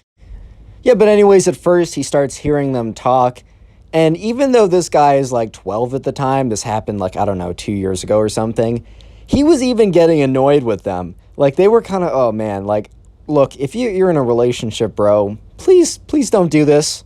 I mean, you can do whatever you want in private, but they were like, they were doing like that, like, dumb, annoying, like, don't do baby talk, bro. Stop it, get some help immediately. I was going to imitate it, but I'm really not trying to have any of that nonsense on my channel. So just imagine, like, kind of like cringe baby talk, and they were doing that for like 5 minutes or something. So the subscriber is just sitting in his bed like, can they shut up, bro? Like, you're lucky I'm not going out there and exposing you, right? You're lucky I'm not going out there and calling my mom, like, to have her come back and get you for having someone over that you're not supposed to have over. Can you at least let me sleep in peace? However, right, the peace was about to be disturbed. Real quick, comment babysitter down below if you made it this far into the video. I'll try and heart a bunch of comments that say that. I can't promise I'll get to them all, but I will do my best. Anyways, right, so the subscriber is sitting there and he's like, bro, can these two shut up? And eventually, right, they do shut up. But that's actually worse. It got worse. Like, as soon as the subscriber realized what was going on after they stopped talking, I mean, let me just say that the subscriber was like, please go back to baby talk, man. Please, like, I'm not trying to listen to this, bro. Please go back to baby talk, bro. Yeah, like, at this point, right, the subscriber was like, oh my god, no way. So they're just, like, sitting on the couch, like, making out. Let me just say, like, the thing is, sure, whatever, you can go make out with someone, but that's so, the noise is so gross.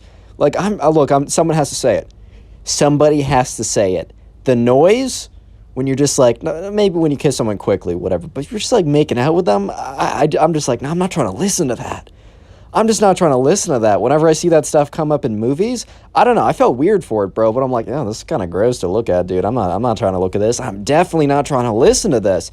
So the subscriber's just kind of sitting there like, oh my god, bro, like, I'm not trying to hear this. Like, go back to your baby talk, dude. Like, I'm not trying to hear this. But then the next sound he heard was like euphoric. It was like a blessing from God. He heard another car pull up, and he knew exactly who it was. He knew it was his parents, because he looked at the clock, and it was around the time that his parents said he was coming back, and he was just like, let's go. Like, they're getting screwed. Like, I'm not going to listen to any of this nonsense anymore. This is a humongous win for the boys, and the boys meaning me, the subscriber.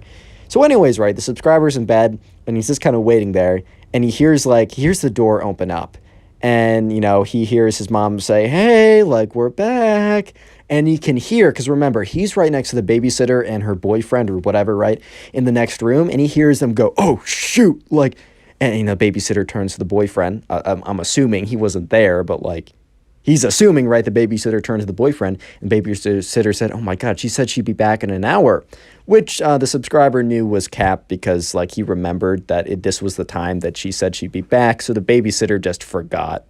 And like the subscriber knew that they were just completely screwed because like there wasn't a lot of exits out of the house. There was only really one way up or down, like only one stairway up or down, and no shot the boyfriend got out of there without getting caught. So the subscriber is just waiting in his bed, and he hears his parents walk up the stairs, right? And like the boyfriend is like, you know, he can hear him like talking to the girlfriend, like, or the babysitter, like, what do I do? What do I do? Like, what do I do? What do I do here? Like, I don't know what I'm doing. The babysitter's like, I don't know. Maybe you should hide. And it's in the middle of saying maybe you should hide. The subscriber hears his parents walk by his room and open the TV room door, and he just hears his dad go, what the? And then some words I can't say on the channel because I'm trying to stay family friendly, PG clean. Give me those ads, baby. Let's go. No, but he's like, what? Like, what is it? Who is this guy? What is he doing in my house? Why did you think you had permission to bring someone over and not tell us? Like, and then the dad is starting to put pieces together, and the dad's like, what were you two doing in this room? You know my son is sleeping on the other side, and these walls are paper thin. Trust me, I would know. And the subscriber's like, trust me, I would know. What are you talking about? But he's like, hey, yo. But anyways, right, the dad's like, get out of my house. And like the mom was like just being silent. Like she wasn't stepping up for the babysitter because the mom was mad too, but the mom was not the one to like chew someone out like the dad is. So anyways, right, the babysitter and her boyfriend quickly left the house. And let me just say that, you know, that babysitter was not asked to babysit again. No way, bro. She was gone for good. Which the subscriber was like, that's kind of tough because she wasn't that bad, dude. Anyway, subscribe to the channel if you haven't already done so. Drop a like in the video. Then click on one of the 4 videos on screen right now, or just watch another video to help support the channel. Thank you. Bye. A few days ago, my Instagram DMs were blessed with the story of probably the worst babysitter of all time. Strap in, don't strap on, and get ready for one of the craziest stories you'll ever hear.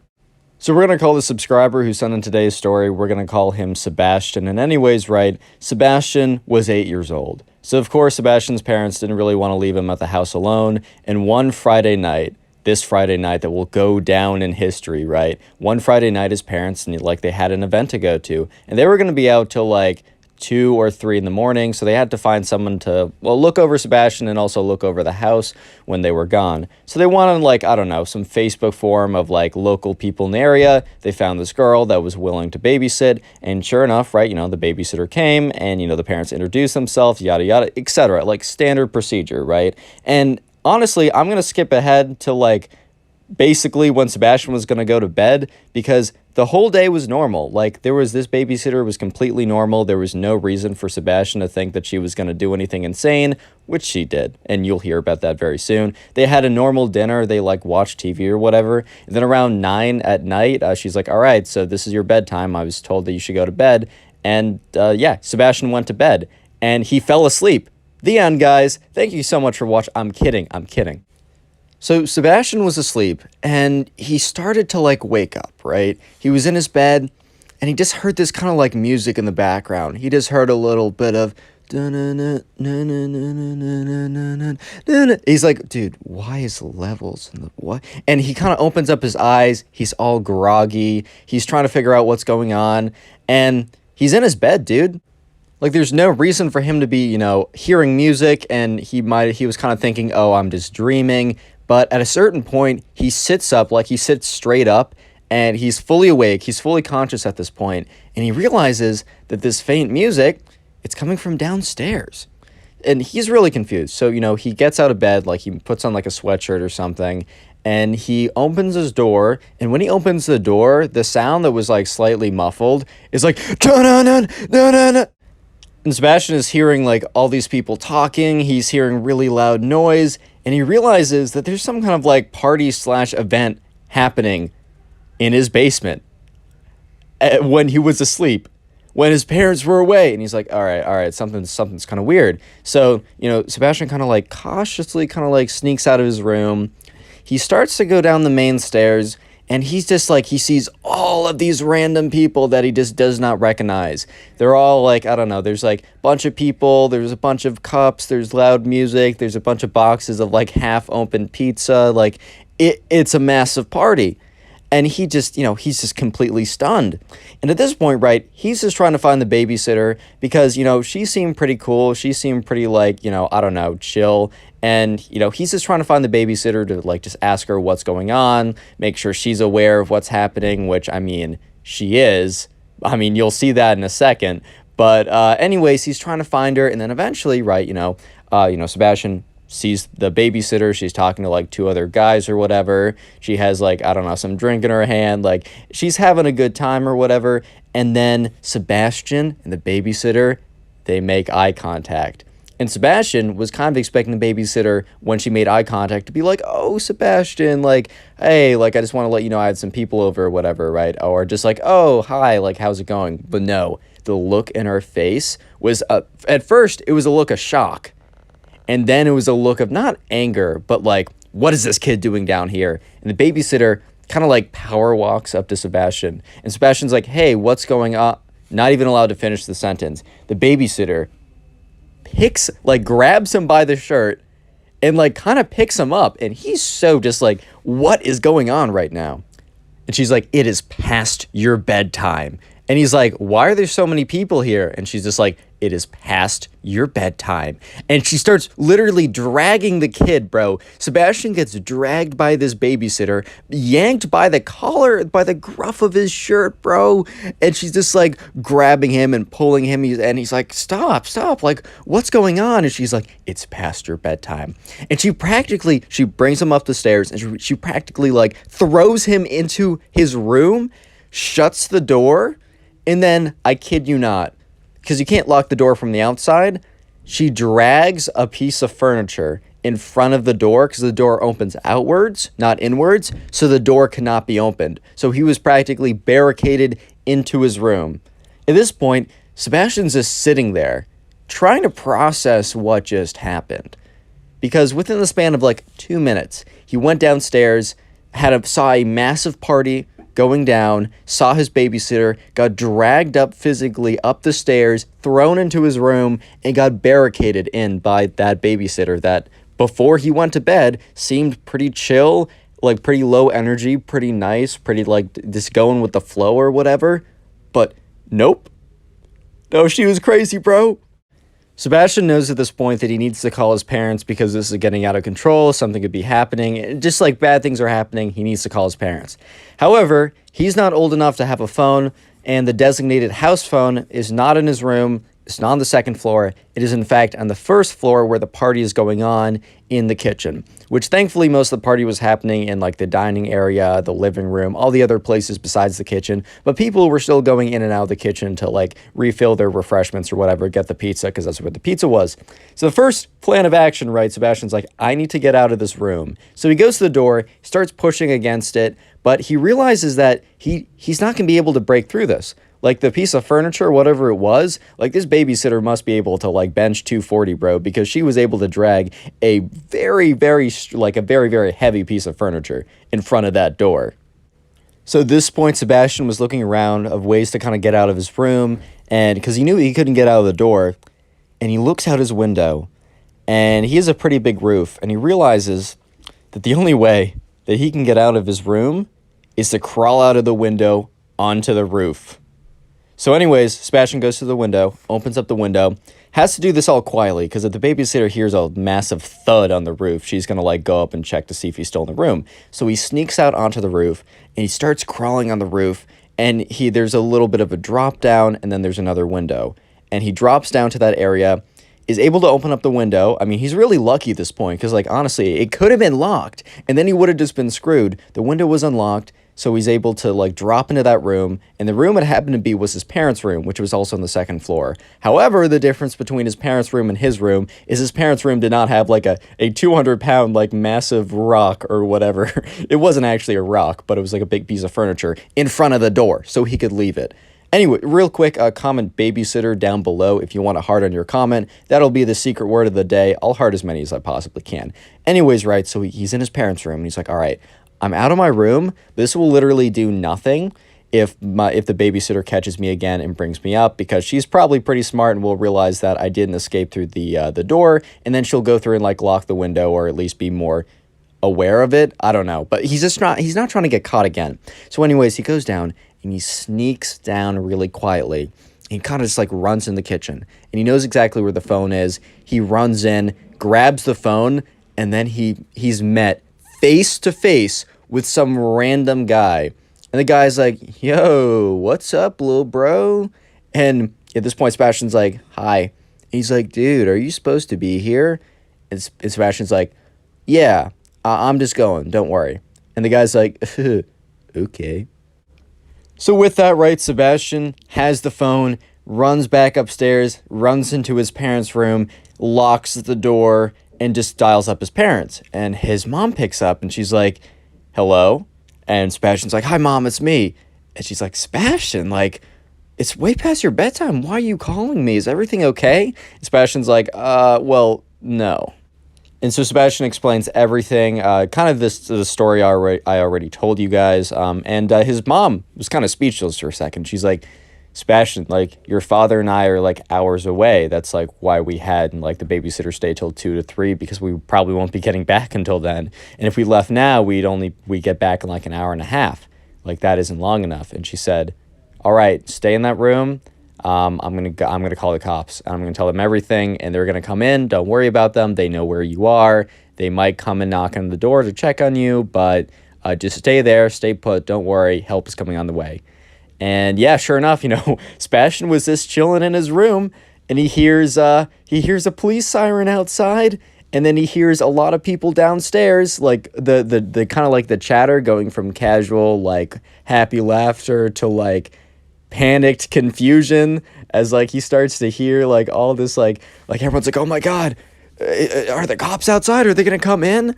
And yeah, sure enough, I mean, Sebastian doesn't really see what's happening besides what he can see out of his window, but the cop walks in and he hears like a dispersion, hears everyone go, "Oh shoot." And then like Sebastian like runs to the back window, looks outside, and sees all these people running out the back and like hopping the fence, trying to like climb things, hiding behind the trees. Like, it's a complete disaster. Anyways, right, fast forward about half an hour, everyone is gone. Downstairs is a disaster, and, the babysitter is also gone. And sure enough, right, he eventually gets a knock on the door, and the police officer's like, "Hey, this is just like the police. We want to make sure your mom called about this. We want to make sure you're okay." And in there, eventually, like, Sebastian opens up the door, and give it some time, his parents come back, and they're like, "Oh my God, Sebastian, I'm so sorry you had to go through with that. Is everything okay?" And he's like, "Yeah, no, Mom, I'm fine. Don't worry about me." And so anyways, the mom contacts the babysitter's mom on Facebook, and the babysitter's mom is like, "I'm so sorry. Like, just let me know what the damages are." Surprisingly, like, for a crazy party, there was like a stain. There was like some cleaning, but there was really like no actual damages, which is kind of crazy. But, his mom said, "No, there's actually no damages, but just like, I'm just letting you know what your daughter did." And apparently like the babysitter's mom like responded back to Sebastian's mom on Facebook saying, "Hey, like, she's grounded for the next month. I took away her car. I've taken her phone. Like, that's unacceptable. Thank you so much for letting me know what happened. And once again, I'm so sorry." Click on the video on screen right now. I know you'll enjoy it. Just click it. Do it. Today I get a story time of another one of these Minecraft kids deciding to fight back against his babysitter in a quite unconventional way, you might say. I mean, I bet you can read the title right now. So yeah, with that being said, sit back, relax, subscribe if you haven't already, and let's call today's subscriber who submitted this story to me, let's call him Ryan. So Ryan was friends with this kid who really liked Minecraft. So we're calling him the Minecraft Kid because that always works in the title, and you guys like the Minecraft Kid stories, and I like telling them. But anyways, right, Ryan was invited over to this kid who he didn't know that well, and we're just going to call him the Minecraft Kid. So anyways, right, Ryan was invited over to the Minecraft Kid's house to, well, play Minecraft with him. The idea was he was going to go over on a Friday night and play some Bed Wars with this kid. Honestly, sounds like a pretty sick Friday night, if you know what I mean. However, he didn't really know much about this kid, and he only kind of just started to know him because Ryan's mom and the Minecraft Kid's mom became friends like a couple months ago when they were both volunteering for something, or maybe they just met. I don't know why, but Ryan's mom and the Minecraft kid's mom became friends. And for that reason, Ryan's mom's like, oh, I have a son about your son's age. They should totally hang out. And since Ryan knew nothing about the Minecraft kid, at their first interaction, which wasn't like a sleepover playdate type thing, he was like, so what do you like to do? And he's like, I like to play Minecraft. He's like, cool. Do you like to play Bed Wars? And he's like, yeah, it's my favorite game. So they bonded over it. So anyways, Ryan was heading over to the Minecraft kid's house. And Ryan's mom told him, hey, just so you know, the Minecraft kid's mom is not going to be there. She's going to be out for something. However, they hired a babysitter, and the Minecraft kid's mom should be back by 10 or 11. And Ryan was like, all right, that's totally fine. I don't really care. It's not like we would have been hanging out with the Minecraft kid's mom and having her play in our Bed Wars trios or something, man. So it's fine. So Ryan gets over to the Minecraft kid's house, and when he gets there, no one greets him at the door. He kind of stands there for a second, and he knocks on it, and he stands there for a little more time, and he hears noises coming from upstairs. And it's a 2-story house, and there's a window right above him, and the window is open, and he can hear noises. And you know what noises he hears? He hears block placing noises. He hears golden apple eating noises. He hears bed break noises. He's like, wait a minute. Bro, the Minecraft kid is playing Bed Wars right now. And, Ryan was thinking that he would have yelled up to the Minecraft kid, but the door eventually opened, and presumably the babysitter, or who we thought the babysitter was, was the babysitter. That isn't the big secret of the story, but the babysitter comes and, opens the door and says, hey, so sorry, Minecraft kid's upstairs. I'm, making dinner right now for you guys. It'll be ready in 30 minutes, so make sure you're not in the middle of the game in half an hour. And Ryan's like, all right, that sounds pretty cool. So he goes up the stairs, he opens the door, and the Minecraft kid's like, what's good, bro? I'm in the middle of a game. Get your laptop out and set your stuff up, and we'll go into doubles in just a second. And so sure enough, and by the way, guys, Bed Wars it's a Minecraft game where you can it's fun. You should go look it up and play it maybe. But just for context, it's a video game on Minecraft.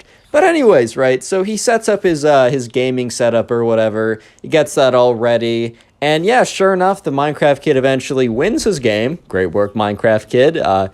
Not so great work at later in the night, as you can tell by the title. But yeah, anyways, Ryan and the Minecraft kid, they start playing some Bed Wars duos. Life's pretty good. And that's until they're in the middle of a game and it's really, really intense, right? It's getting really down to the wire. If you know a thing or two about Bed Wars, all the beds have been broken, and they're really just both of them. Ryan and the Minecraft kid are super stacked. They have their golden apples. They have their diamond armor. Yes, they sweated to diamond armor. And the two people that were remaining were about as good as they were. And they were playing for all the marbles at this point, man. This was pretty intense. And that's when the babysitter yells, all right, guys, time for dinner. And the Minecraft kid's like, well, 1 second. Yells down that, and Ryan and the Minecraft kid are like, all right, how are we gonna do this? Do we go in? Do we wait? And the Minecraft kid is a big fan of camping, which in a video game, when you're camping, that basically just means that you're staying on defensive ground and you're waiting for the opponent to come to you, which in Bed Wars, if you're super, super stacked, that can kind of give you the advantage because you can always drop golems. You got hometown advantage if you have the regen thing. Camping is an okay strategy, super late game, but that also means that the game's going to be a long time. And Ryan says to the Minecraft kid, hey man, do you think we should be aggressive and we should be the one attacking them? Because our food is dinner is ready. Do you think we should just go do that for the sake of doing that? Just so we can, and we'll play another game when we come back. And the Minecraft kid's like, no, I know that we'll win. We have prot 4 diamond. They don't. But if we go to them, there's a chance that they knock us off. We fall while going. They fireball us over. It's just a lot more dangerous to go over. He said, we're staying here. And Ryan, who doesn't really care, he's like, all right, man, sure, we'll stay here. And then, a minute later, the babysitter says, guys, you don't want dinner to get cold? The Minecraft kid's like, 1 second.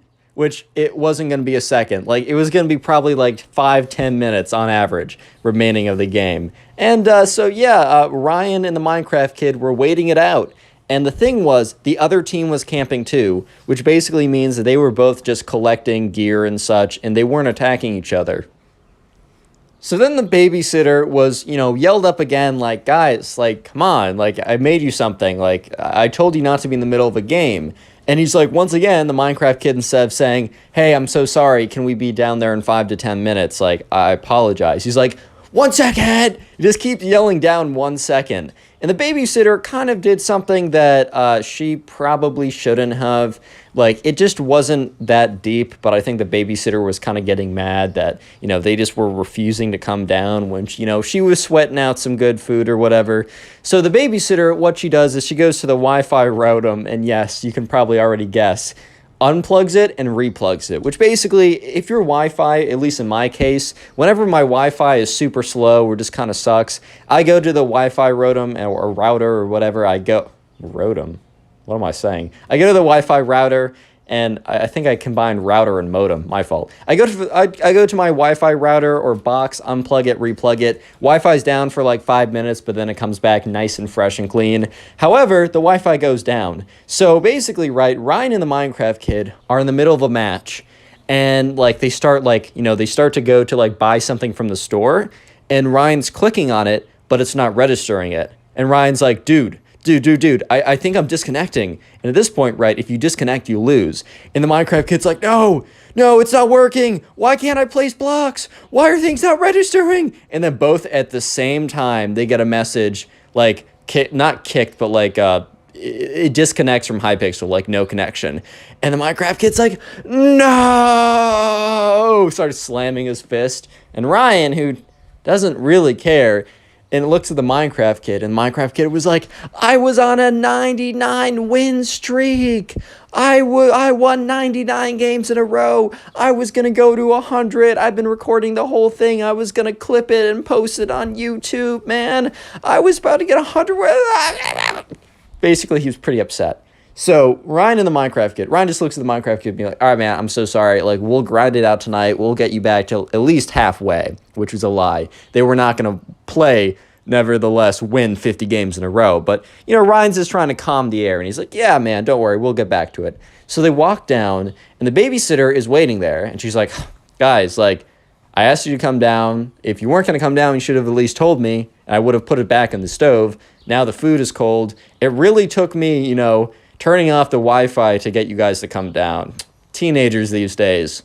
Or not teen, I guess. She's a teenager. She's the babysitter. I guess preteens these days. And that's when Ryan is like, oh my God, she turned off the Wi-Fi. That's why we froze in the game. And Ryan looks over at the Minecraft kid, whose face, he's just stood there. Like he's been frozen by like a spell that turns you to stone. He's just frozen there, looking at her. His like jaw starts to slack a little bit, like, oh my God, it was you. It was you who got in between me and the 100 Bed Wars win streak. Real quick comment, Minecraft, if you made it this far into the video, as that will be the secret word of the day. And if you want to support the channel, as always, just go ahead and binge watch several videos or a bunch of videos whenever you have the time. And let me know in the comments if you do this, because it really does support me more than you can probably even imagine. It boosts the channel. YouTube likes watch time anyways. So right now, remember, Ryan and the Minecraft kid just lost in a very important game for the Minecraft kid. He almost got a 100 win streak, which is pretty impressive, I'm not going to lie. But unfortunately, the babysitter, who kind of like overreacted a little bit, got mad and unplugged the Wi-Fi, and that made them lose the game that they probably were actually going to win. And so when they walk down, they have no idea that the babysitter was the reason why they lost the game, until the babysitter is like, oh, guys, like, I really had to pull the Wi-Fi plug to get you guys down here. Like, crazy how like preteens are these days, or kids on their phones too much, like one of that like old man behavior type thing, even though this girl was like 17 or something. And the Minecraft kid is just so angry. He's like, you're the reason I lost my Minecraft game. And she's like, sorry, like, should have come down faster, or should have at least told me. And she goes to sit down, and Ryan is also like, all right, well, this is going to be a little awkward, but whatever. I'm still going down to sit down, like, whatever. Like, he's not going to react that ridiculously. How do I say this? Yeah, no, he acted ridiculously. The Minecraft kid waits until the girl sits, or the babysitter, she's 17. I guess she's still like a girl, I guess. She is, I don't know. She waits till the babysitter, right, sits down. And when the babysitter sits down, the Minecraft kid runs up to her, grabs a chair. This is like the most ridiculous thing I've ever heard. Grabs a chair, turns around, pulls down his pants, and rips up. Dude, I'm 19 years old, and I'm telling you about Minecraft kid revenge farting in someone's face. I'm doing it. I'm going through with it. I'm too far in the story to turn around. The Minecraft kid, after getting on the chair, ripping down his pants, farts in the babysitter's face, directly her eye while it was open. If you don't know, the reason why the fart smells bad, because there's a lot of gross particles in it. And when the gross particles get into your eye can get infected, and it can be really bad. So the babysitter legitimately falls out of her chair and starts like screaming because because apparently he really ripped one. He really ripped one, man, and her eye was open and it was really close. And Ryan was like, well, so this kid and I have one thing in common. We like Bed Wars, and we have nothing else in common. And this will probably be the last time I ever hang out with him. And so the babysitter's like, what did you do? Why would you do that? Like, that's so ridiculous and disgusting. Like, my eye, it burns. Oh my God. Oh, my eye, it burns. Like, why would you do that? Like, And Ryan looks at the Minecraft kid, and the Minecraft kid is literally laughing. He's like, and Ryan's like, oh my God, this kid's because the thing was, Ryan's thinking to himself, dude, this kid must do this all the time, because like, you're not just gonna think to yourself, wow, I'm so angry at this person. Let me wait until they sit down, grab a chair, stand on it, turn around, pull down my pants, and fart directly point blank into their face. That's just not something that comes to you in the heat of the moment. That I mean, maybe I'm just built different from all you guys. I really don't know, but that definitely doesn't come to me. But sure enough, right, the babysitter eventually gets up, and Ryan and the Minecraft kid look at her face, and her left eye is red and swollen. And Ryan's like, oh my God, that is definitely not a coincidence. And the babysitter is like, move out of my way. And she moves past both of them, goes and finds the home phone, because I guess her phone wasn't on or something, and legitimately calls 911, an ambulance. Which, okay, that was maybe a little excessive, but maybe I wouldn't drive if my eyes were impaired and I thought that they were going to be infected and it would have been bad. And she walks back in the room, and she's like angry, but also very clearly in pain, right? And she's like, her hand is over her eye, and she's like, you, like, why would you do that? The Minecraft kid's like, well, I was actually on a 99 win streak, and you pulled the plug, and I lost my 99 wins. She's like, and you projectiled all your stuff out of your butt. Oh, God. How can I have a straight face and tell the story? Anyway, she's like, and you probably gave me a raging infection. My eye burns. Like, if I lose sight, I'm suing your She was getting mad. And eventually, right, the ambulance does come. She explains the ridiculousness of the situation. The guy, she sits in the ambulance, drives to the hospital. They check her out or whatever. But remember, this is from Ryan's perspective, so we don't exactly know what the doctor says. Ryan's mom, who got really invested in the situation afterwards, said that, like, the doctor's, like, her eye is fine now, but the doctor said that, like, it really could have gone south if she didn't go there, like, immediately, which is insane. So anyways, right, Ryan and the Minecraft kid are legitimately just in this house alone, and that's when the Minecraft kid's mom comes back early, super angry and upset, because the babysitter sent a message to, his mom explaining everything and why that she had to leave the premises immediately. So the Minecraft kid's mom had to leave whatever she was doing to come back, and she was like, walks in, she's like, you, turns to the Minecraft kid, like, you did it, you pulled a face fart on someone again. We've already talked about this. And Ryan, who is still there, he's already texted his mom to come pick him up, is just like, again? I mean, he had a sneaking suspicion that this was not a first-time thing. As I said, in the heat of the moment, you don't think to, use your butt as a weapon. But he's like, again? This is a thing? And the Minecraft kid's like, but Mom, I was on a 99 Bed Wars win streak. And she's like, that's enough. No more Bed Wars for you forever. And my kid's like, man, no, Mom, I promise I won't fart in anyone else's face again. What am I doing with my life? Anyways, right, so Ryan's mom comes, and Ryan's mom's like, hey, so sorry, things were weird today. Like, I'm just gonna pick Ryan up. Thank you so much for having him over. Ryan, come with me now. And, Ryan walks over and goes in the back seat of the car, and Ryan's mom is like, so, do you want to elaborate on, I need to pick you up right now. My friend farted in the babysitter's eye, and now she's at the hospital. And Ryan did elaborate. And it really didn't add any clarity to the situation. In fact, Ryan's mom just became more Click on the confused. video on screen right now. I know you'll enjoy it. Just click it. Do it. I'm known for my crazy babysitter stories, but when I'm telling you that this might be the craziest babysitter story on my channel, I'm telling you that this might be the craziest babysitter story on my entire channel. Skip the introduction. We're just getting straight into it. We're going to call today's subscriber Brian. Anyways, right, so this all happened as like a normal day. Brian's parents were going out and they needed to hire a babysitter. You know how it is. Brian is like 12 years old or 13 or whatever. And an important detail that you got to keep in your mind, because it can be very important later, he doesn't have a phone, but he does have his mom's phone number memorized. I remember back in the day, I did not have a phone for the longest time, but I always had to have my mom's phone number memorized. And as soon as I got a phone, I completely forgot it because you just slapped that in your contact book. But anyways, right, the babysitter comes, the mom goes downstairs. It's like, oh, thank you so much for coming, whatever. It seemed totally normal. Brian, in fact, just felt nothing wrong with her. She came in, seemed very normal, just a standard teenager trying to look for a little extra money on a Friday night. So things were going pretty normal. The babysitter's like, hey, Brian, my name is babysitter. I'm not coming up with names. I'm doing this one no script, which is pretty crazy, so I don't want too many names in here. Anyways, right, the babysitter's like, hey, Brian, like, we're gonna I'm excited for tonight. We're gonna have so much fun. When's your bedtime? And Brian's like 8 p.m. 8 p.m. Yeah, I almost said 8 a.m. He's like 8 p.m. and she's like, okay, that's great.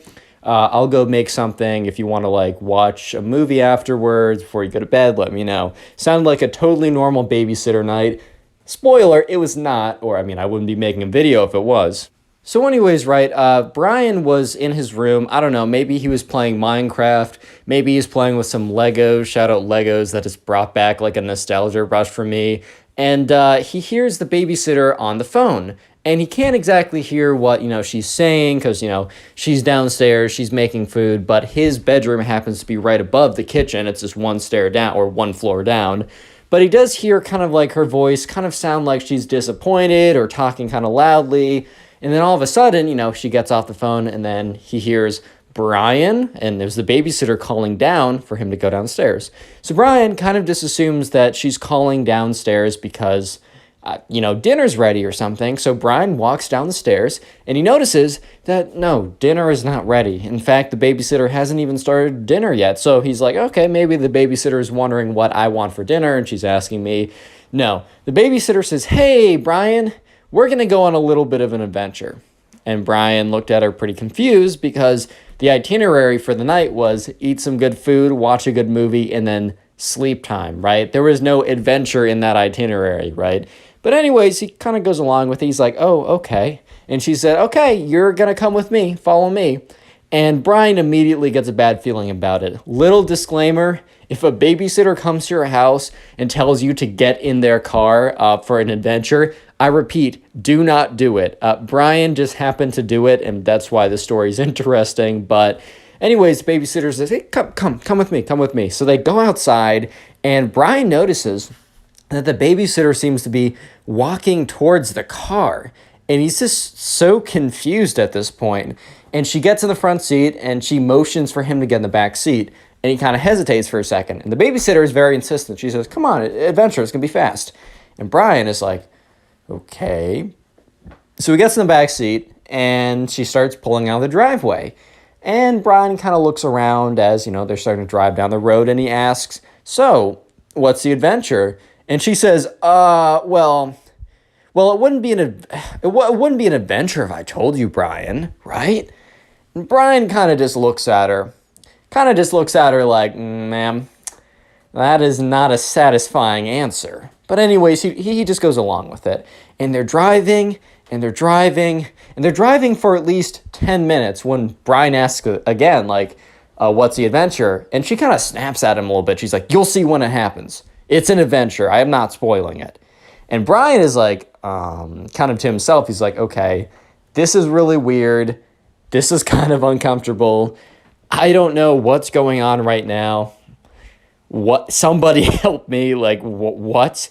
So anyways, they keep driving, and eventually, they start pulling up to this house. And they pull into the driveway of the house. And Brian notices that there's a lot of other cars parked along the street, and that, the sun's starting to set at this point. It might have been like at wintertime or something. I don't know why the sun's setting so early. I think it might have been wintertime. I don't know. Anyways, he hears a lot of noise coming from this house. And Brian is starting to realize that there's some kind of gathering going on inside of this house. So Brian is really confused at this point. And the babysitter says, hey, Brian, just come with me. Come with me. Adventure time. Adventure. Let's go. Adventure time. Come grab your... Anyways. So they walk into the house. And the babysitter knocks on the door. And Brian, the babysitter, stand there for about 30 seconds. When Brian kind of hears footsteps come up to the door, wait like 10 seconds. Presumably the guy or girl behind the door was looking through the peephole. Opens the door. And the guy's like... A guy opens the door, points at Brian, and says, what is he doing here? And the babysitter's like, oh, Steve, like, how's it going? Like, I'm just doing a little babysitting gig. Can he sit somewhere?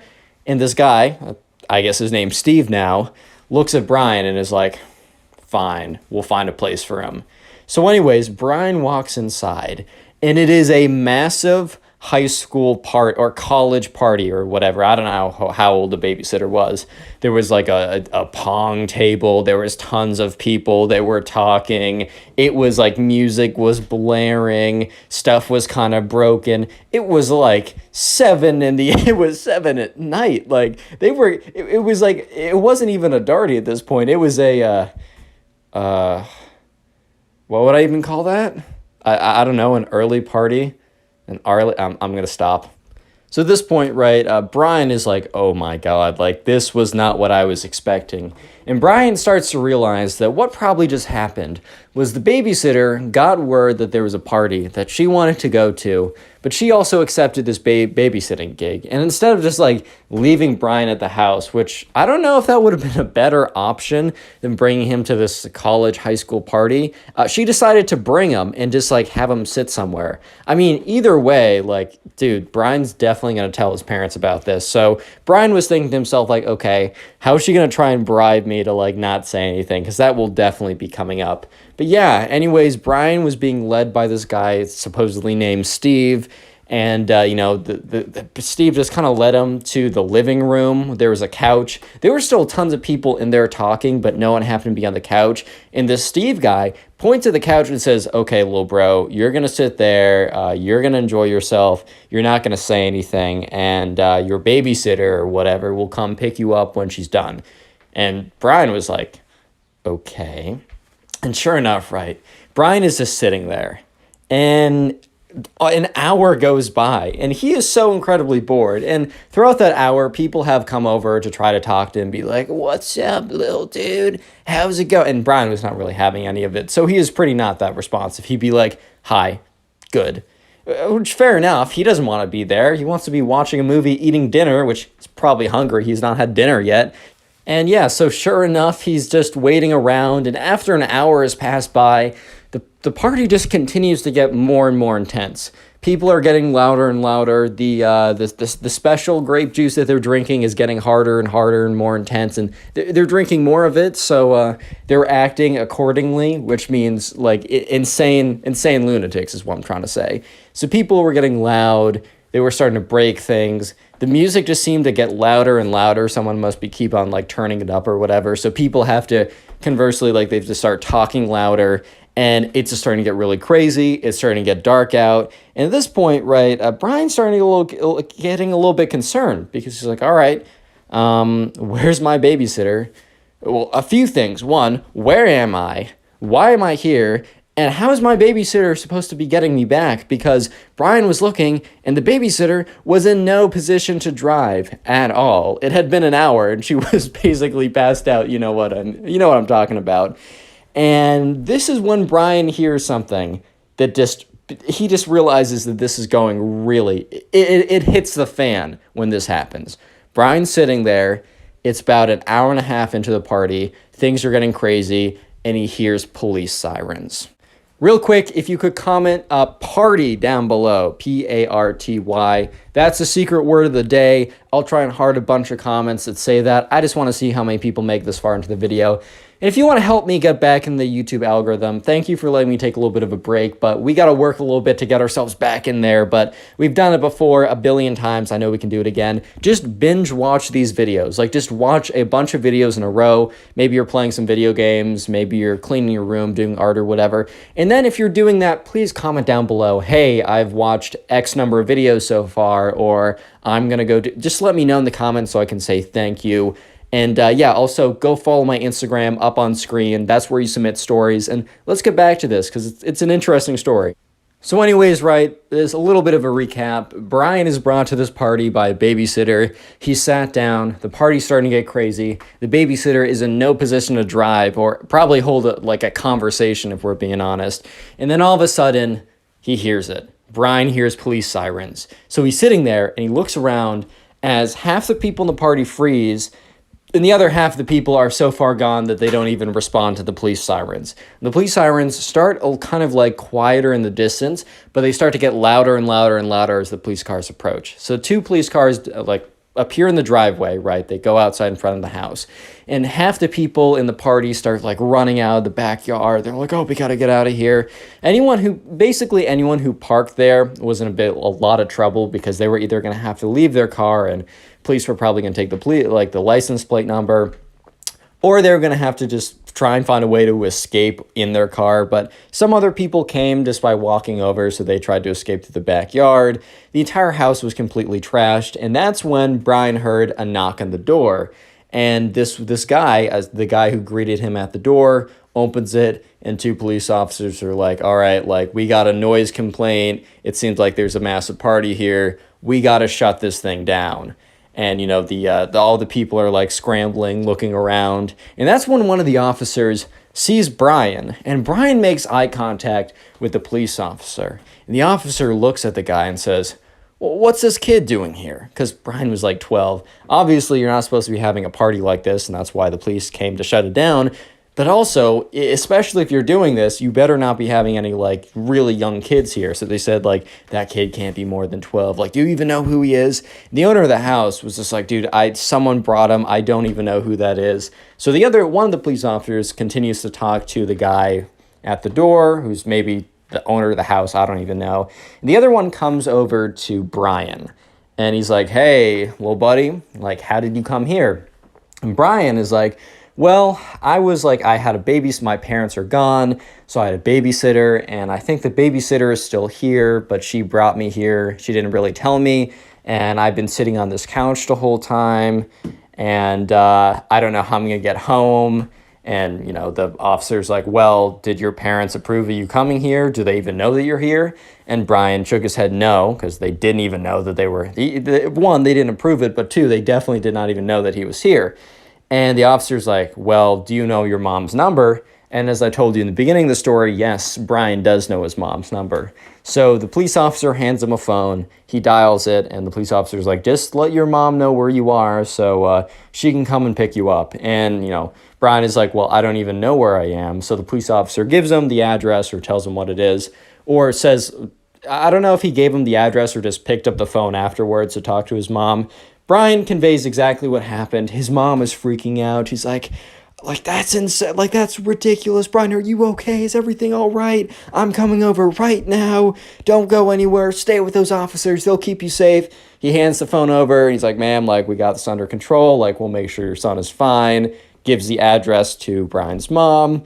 And sure enough, right, Brian's mom comes within 20 minutes. But before that, the officers say, hey, who is your babysitter? Can you point her out? And Brian looks around and sees this girl slumped over on the couch. And Brian points his finger because he's like, of course he's gonna rat her out. Like, what? Why not? She literally has done nothing for him besides bring him to a party unannounced and kind of just be a pretty bad babysitter. So yeah, one of the officers goes over and talks to her, and actually Brian doesn't remember what ended up happening with her because obviously she was not his babysitter again after this point. Shocker, I know. But yeah, his mom comes, picks him up, and on the car ride back, she's like, I'm so sorry. Like, she'll never be a babysitter again. I'm going to talk to her. I'm going to find her parents on Facebook and tell them all about it. And, I'm going to get that. I paid her $20, but I'm getting that $20 back. In fact, she should be paying me for emotional damages and damages to you. And Brian was just kind of like looking out the window because he was happy. He was going home and he was going to his bed. And he also told his mom, hey, can we stop somewhere for dinner? And his mom loses it. She's like, and she didn't even feed you? Oh my God. And then they drive to some nice restaurant or something. Leave a like in the video. Thanks. Bye. Hey, what's up, guys? Welcome back to a brand new story. I don't know if you've ever had a babysitter before. I know that I definitely have. I don't know if you have. But I don't know about you, but every single time I've had a babysitter, it's gone down pretty normally. But apparently some of you guys have had some pretty crazy experiences. And this is definitely one of them. No, the title and thumbnail are not clickbait. It actually is pretty crazy. It actually goes like that. And I know you'll enjoy this video. So sit back, relax, subscribe if you're new, grab something to eat. I don't really know. And let's just jump right into this story. We're going to call the subscriber who submitted the story Kevin. So this is a very kind of strange case because Kevin is not the typical kid in the subscriber story, right? Normally it's like the kid is like 11, 12, 13. I know that I stopped having a babysitter after about the age of, 13, 14. I might have even had one like before then. I might have stopped him before then, but Kevin was 18. So you might be thinking Kevin must have like insane parents that are super overprotective. Well, I mean, kind of, but also there's a little bit of backstory that's super important. So about a week ago, Kevin got into a little bit of trouble. Basically, his parents said that they were going to be out for the weekend, and a lot of kids in high school, and I'm not saying you should do this, as I've never personally done this, and I suggest that you don't. However, sometimes when kids in high school are told by their parents that, they're not going to be there for the weekend, and don't do anything, that, maybe they're going to disregard the whole don't do anything and throw a massive rager party that destroys the entire house. And Kevin, the subscriber, may or may not have done exactly that. So yeah, about a week ago, Kevin threw a party because his parents were going to be gone. And let's just say that the party guests were not the greatest at cleaning up. And even though Kevin tried his very best, by the time Kevin's parents came back, the house was still pretty trashed. And to say the least, they were not happy. However, here's the thing. They were going out again the next weekend. So Kevin was once again going to be home alone. So Kevin is already grounded. His parents are really, really mad. So anyways, Kevin is kind of thinking to himself that all right, well, at least I'll be able to have a bit of freedom this weekend. I'm obviously not going to invite people over again, but maybe I'll be able to go to a friend's house. Maybe I'll at least be able to do something with someone, right? And that's when Kevin's mom tells him hey, Kevin, I just want to let you know we're getting you a babysitter for this weekend. And Kevin looks at his mom and just I don't think I heard you right. And she looks at him and says, no, you heard me right. We're getting you a babysitter because obviously you're not mature enough to be able to handle yourself while we're gone. And Kevin's like, Mom, I'm 18 years old. This is embarrassing. Do you have any trust in me? Which was probably a poor choice of words because he did just literally violate her trust less than a week ago. So she responds understandably, no. And that's why I'm getting you a babysitter. So yeah, Kevin kind of walked right into that one. But anyways, Kevin was kind of upset, but he was also thinking, okay, well, this babysitter can't be much older than me, and maybe they'll be chill, and I don't know, they'll let me do whatever I want as long as I don't say anything, right? And yeah, so the next day comes around because this all happened Thursday night. It's Friday. Kevin's parents are packing up, and the doorbell rings, and Kevin goes to the door with his parents. And, sure enough, there's a girl outside. And Kevin immediately recognizes this girl. We're going to call her Kate, just because Kate is the name of one of my very, very close friends from childhood. And that it's also the girl name I use 30% of the time. So we're going to call this girl Kate, right? Anyways, so Kevin immediately recognizes this girl, his babysitter, as Kate, and that's because she goes to his school. I think Kevin is a junior, and 18's a little old to be a junior, but I think he maybe had to repeat or something.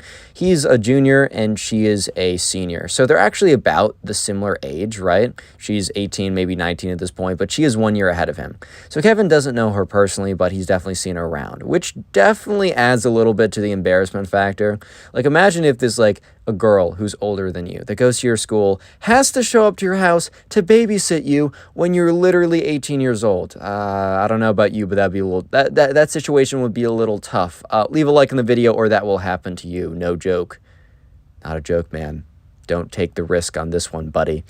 Anyways, though, he, like, the girl, Kate, it's pretty clear right away that she kind of has a look of kind of a confused look on her face, because I assume that she's expecting, because she didn't know that it was, like, going to be Kevin that she was babysitting, but she probably expected some kid who was like 11 or 12 or 13. I think immediately at first she thought that, oh, this must be the older brother, the kid that I'm babysitting. But when Kevin's mom says, oh, and this is Kevin, by the way, you'll be babysitting him for the next couple days, she kind of has this look of like, ma'am, I don't know if you need glasses or contacts or you are just going crazy, but this kid is 18. She obviously doesn't say that, but eventually Kevin's mom kind of realizes this is a kind of a new situation, or not a standard situation, I should at least say. So she goes on to clarify, yeah, like, Kevin's a little old and he can definitely fend for himself. However, I do not trust him in the house. So, by the way, you can't let him leave. You can't let him leave for any reason. You can't let him have any friends over. And yeah, that's basically all you have to do. Like, you don't have to make him meals. You don't have to do anything like that. You don't need to make sure he goes to bed at a certain time. You just need to make sure that he stays at this house and that no one comes over to this house. And, Kate was like, okay, like, that sounds fine. And yeah, eventually Kevin's parents leave, and it is just Kevin and Kate sitting, like, Kevin's kind of like standing around for a second, and it is incredibly uncomfortable. Like, it is one of the most uncomfortable situations of Kevin's life. Eventually, Kate decides to break the silence because, I don't know about you, but I don't know, maybe spending the next 48 hours in pure silence, pure excruciating silence, maybe isn't, the best idea ever. So she definitely says something, and she's kind of like, hey, like, I know this is kind of like a weird situation. Like, how did this even, like, I guess she's like, how did this even happen? And Kevin's like, yeah, my parents were out last weekend, but I had some friends over, and they definitely weren't supposed to be here, and they also did not, clean up after themselves well. And Kate's like, ooh, tough. Like, I hate to see that. She said, I've definitely been in the situation where my parents have been gone and I've had some people over, but I've never had my parents learn about it. So, like, I'm sympathetic here. Look, I don't want to break your mom's trust and, like, let you have people over, but also I'm not going to be, like, a hard ass on you because, I mean, pretty clearly, like, I mean, we're both high schoolers. We're both basically the same age. Like, it's weird if I, like, do stuff like that. So I'm going to be pretty chill. So immediately Kevin was like, oh, word, okay, great. He kind of wanted, like, that for him to be able to go out. He kind of wished that she was like, you can do what you want as long as it's not obvious. I'm not going to say anything. However, Kevin also kind of, respected it because, like, I don't know, she wants to do her job, but she's also not going to take advantage of the position of power that she's in right now because she could, like, call up Kevin's mom and get him in a lot of trouble. So, yeah, he was kind of cool with it. Obviously, he wished he could go out a little bit more. But after this, I don't know, things start to get a little bit weird, to say the least. So anyways, about a couple hours go by because it's getting a little bit late. Kevin just, like, sits at the dinner table and, the babysitter's like, hey, I know I don't need to make you food, but I was thinking personally, like, maybe I wanted to order pizza and, if you wanted to hop on that order, that's cool and all. And Kevin's like, yeah, that sounds good. So she goes on, like, whatever, like, some Domino's app or Grubhub or something, puts in the order, and they're just sitting at the, the kitchen counter or whatever. And Kevin's, likes to talk with people. He's very social. So he's just like, like, I mean, it's just me here at the house. I might as well strike up a conversation. Like, there's no downside to me doing so, or at least he thought. So he starts talking to her, and this girl starts talking about herself, not herself. Talks about, she's in this bio class. It's so difficult. College applications suck. She's a senior at this point, and it's fall. So that's when you're in the heat of college applications. I was there once, and it's tough, dude. It's tough. But anyways, right? So this girl is kind of just starts to, brings the conversation a bit of a weird place. For a little bit of context, they were just having very standard talk. Like they were just talking very normally or whatever, right? And then all of a sudden, she starts to bring up the topic of like, oh, so do you have any like girlfriends at our school? Which doesn't necessarily seem weird, but give me a second. Trust me, it gets there. So Kevin's like, nah, like my luck hasn't been so good recently. I'm a bit of a dry spell. I don't know. Sometimes like he's like, you know what? These things work out. Like you can't force them and, they don't have to work out always. And this girl's like, oh, like, I'm really surprised. Like you're a really good looking guy and you can definitely like hold yourself in a conversation. I'm surprised that like, the girls at my school or at our school aren't just like all over you. And Kevin didn't think anything of this at first. He was kind of like, oh, word, compliment, nice. Like, he's like, okay, nice, cool. But in retrospect, it was pretty clear that this was, she was implying a little bit that maybe, perhaps, just maybe, that she felt exactly the same way as she was saying. Maybe, I don't know. Yes, but anyways, right. So that was kind of the first weird thing. And eventually a pizza came. They continued their conversation, nothing more in that kind of strange category. But yeah, eventually they finished the pizza, and Kevin was about to go upstairs. I don't know, maybe throw on some like Black Ops or something. Just chill for the night because he can't be with his friends. So, just like do something kind of chill and solo. Maybe hop on like call or something with someone. But she says, hey, do you want to watch a movie? And Kevin in his head was kind of like, didn't you say, like, he doesn't say this, but in his head he's kind of like, didn't you say you weren't gonna like baby me? Like, what do you want to watch? Like Pixar movie? By the way, old school Pixar movies. I watch them to this day. Those are fire. But anyways, it's kind of just like, well, aren't you supposed to just leave me alone? Turns out, I mean, she was, you might understand that sometimes, here's the little life lesson, right?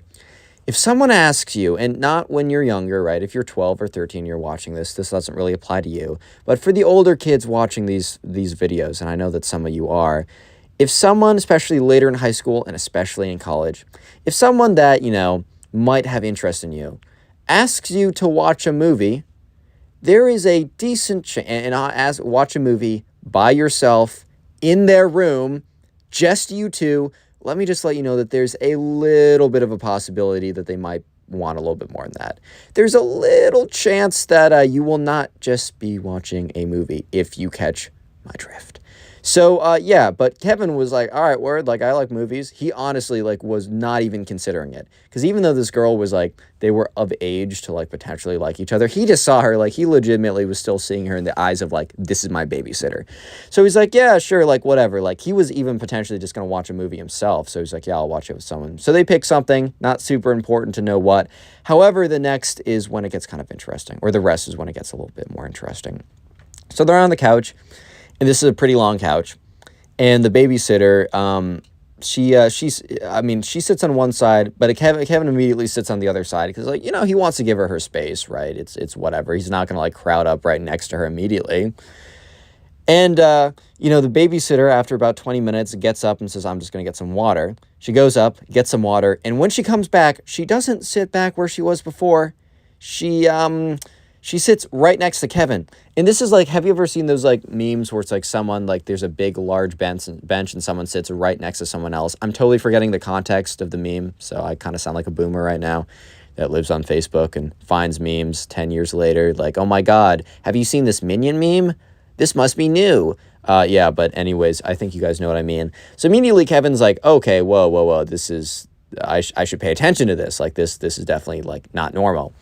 And, she sits there and she's like, I'm so cold. And Kevin's like, okay. It was like 72 degrees in the room. It was not cold at all. But I don't know. I don't know about you, but sometimes I've noticed that like girls will tend to get a bit colder than guys. I don't know if that's like a biological thing or just I have a weird sample of people I know. But that's just something I've noticed, and Kevin probably has said that he like noticed the same thing. So he didn't think anything of it. He's like, okay, I guess like just because I'm cold doesn't mean that, or just because I'm not cold doesn't mean that the other person isn't not cold. So he goes over and he grabs a blanket. Actually, let's make the secret word of the day blanket. So if you made it this far into the video, comment blanket down below. And while you're down there, leave a like on the video for your very own free blanket. No joke. Maybe. I don't know. Maybe it's a scam. One way to find out. Anyway, so he goes over, grabs a blanket, And she takes the blanket and doesn't just put it over herself, puts it over her and Kevin. And Kevin's like, he was going to say for a second, like, oh, I'm not that, oh, look, I'm not cold, thank you, though. But, you know, he kind of holds his tongue because he's like, you know what? You know what, man? Let's just see where this is going. Let's let this play out, you know? Let's let this play out. So, yeah, she's getting, like, progressively closer and closer to him, right? And he's like, in his head, he's like, nice, nice. And then he remembers, wait a minute. This is my freaking babysitter. Because he's, like, going back and forth between the mindset of, like, this is, like, some random, like, high school girl that's, like, not bad looking, right? And also, this is my babysitter. She has been paid to look after me. Like, it's kind of like switching between the two mindsets. So Kevin's no idea what to do. So the movie eventually ends, and they're both just on the couch like that. And they got the blanket, and they're pretty close to each other. And at this point, Kevin is like, okay, this is getting a little interesting. And the thing is, though, it's pretty late. So anyways, Kevin's like, looks at the time, he's like, hey, I don't know, maybe we should be going to bed. And she's like, yeah, sure, like, do you want to show me your room? I did not forget to speak. I just wanted to add a little bit of silence so you could really hear what was just said. Because Kevin definitely heard what she just said. Another piece of advice from college Connor, right? If someone says, do you want to come see my room? And doesn't point to, okay, if this stuff happens in groups, right? Just a big, like, little piece of future advice. If someone asks you to come watch a movie or come see the inside of my room or come sit in my bed, you know, if they say that in, like, a group setting to a group, well, I mean, that's kind of different. That is definitely a little bit different. But if someone says that to you one-on-one, then, like, dude, let me just say that there's probably a little bit of an implication there. That's not always true. You know, sometimes people like trolling you, just completely epically roasting you, just like, you thought, really. But, you know, most of the time, there's some implications there. And also, just in case you want to invite someone back for a movie when you're in college, please realize that if you do not specify that you might have a bit of an unwelcome atmosphere if that's not what you're looking for. Anyways, right? So she says, can I see the inside of your room? And at this point, if this happened, like, I don't know, separately, maybe Kevin wouldn't have, like, realized. But this is right after she basically was in the process of making a move on him. So Kevin's kind of just like, I definitely know that there's some connotations to this. But also, yeah, you know, we'll just go with it. So anyways, right?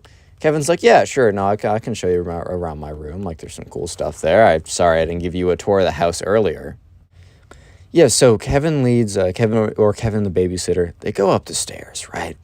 And they're going up there, and they're about to turn the corner to Kevin's room, and they go over it, they turn around, and Kevin's like, yeah, so this is my room, and kind of points towards it. And at this point, he's like, he doesn't really know what's about to happen.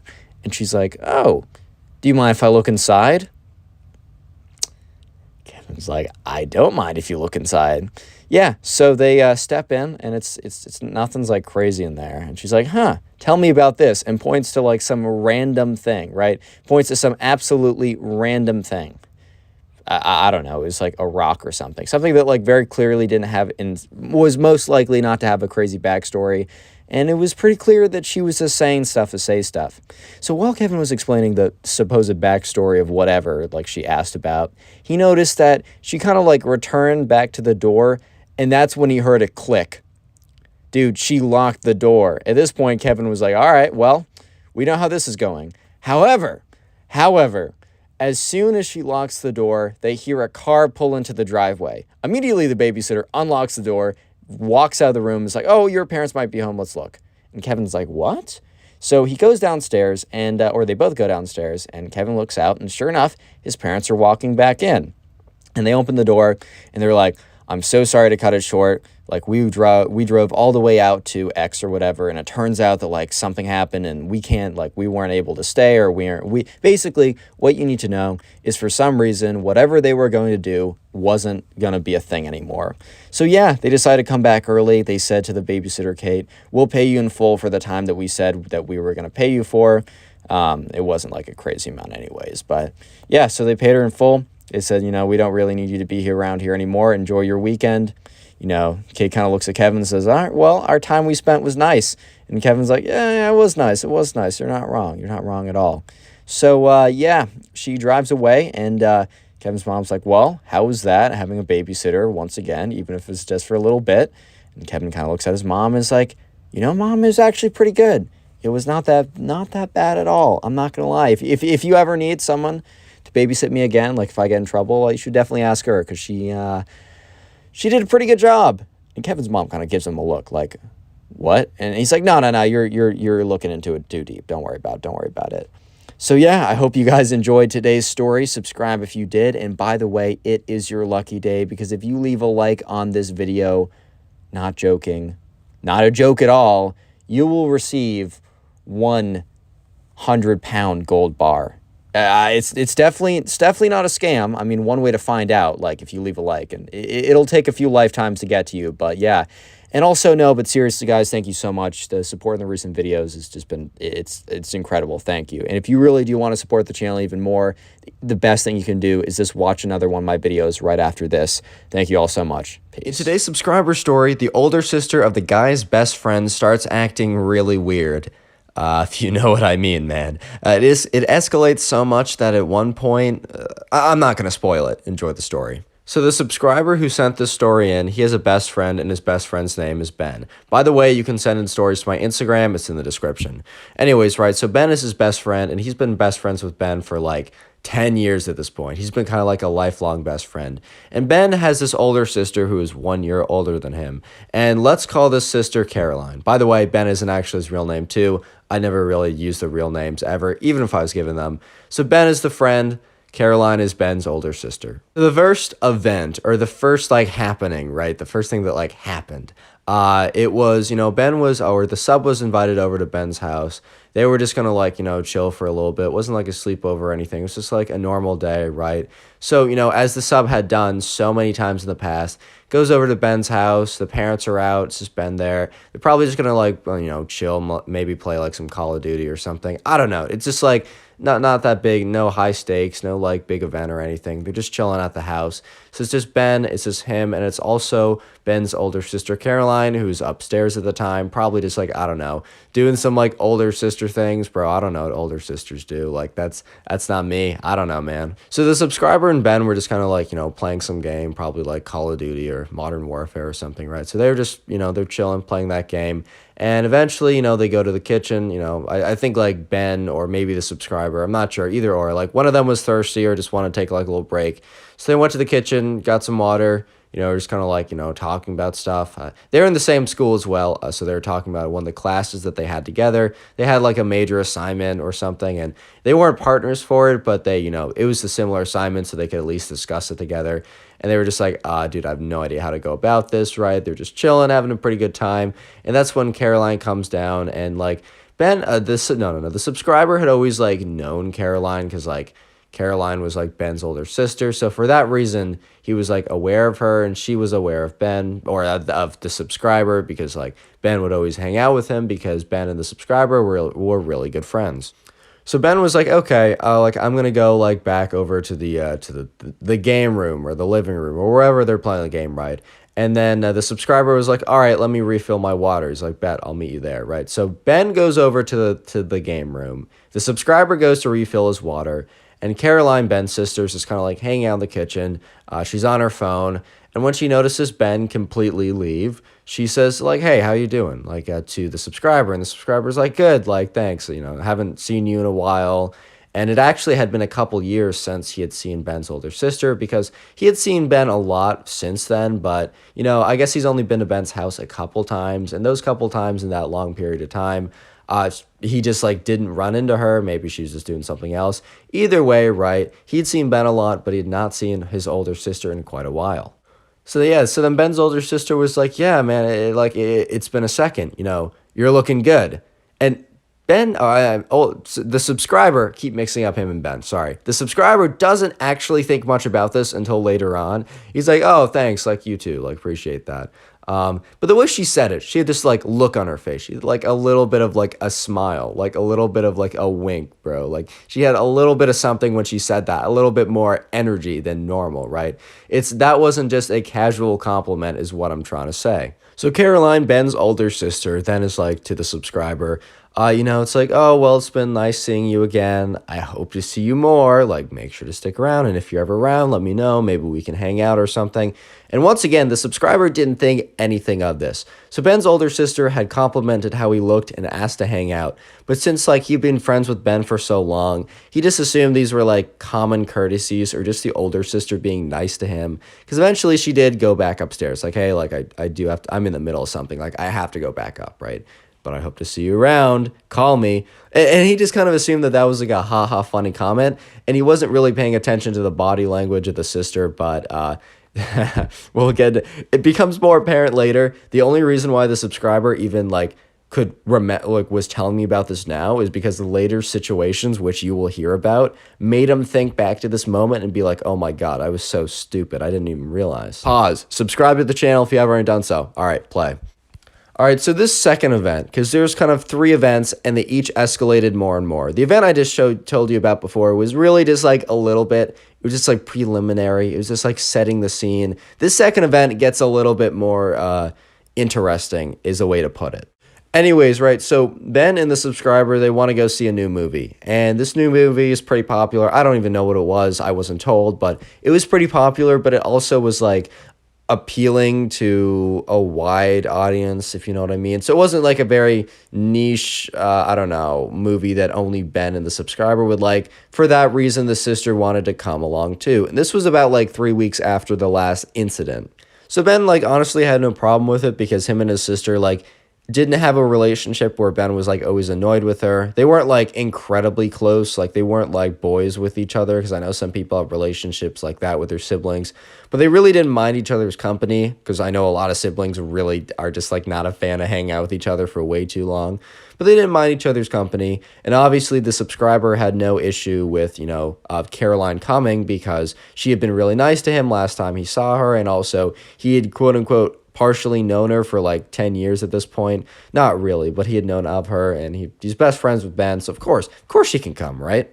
So they go over to buy some popcorn. If you don't know, at the movie theaters, they don't really make a lot of money. This is what I've heard. They don't make the money on the tickets. They make the money on the food. So the food is always marked up so much, man. Like it's an incredible amount of money for very basic food items. But anyways, right, they go to buy some snack items for the movie. Movie starts in like 5 minutes, and they go to buy some popcorn. And they look at the options and they look at their wallet. Ben looks at how much money he brought, and the subscriber and the older sister, they just didn't have their wallets on them.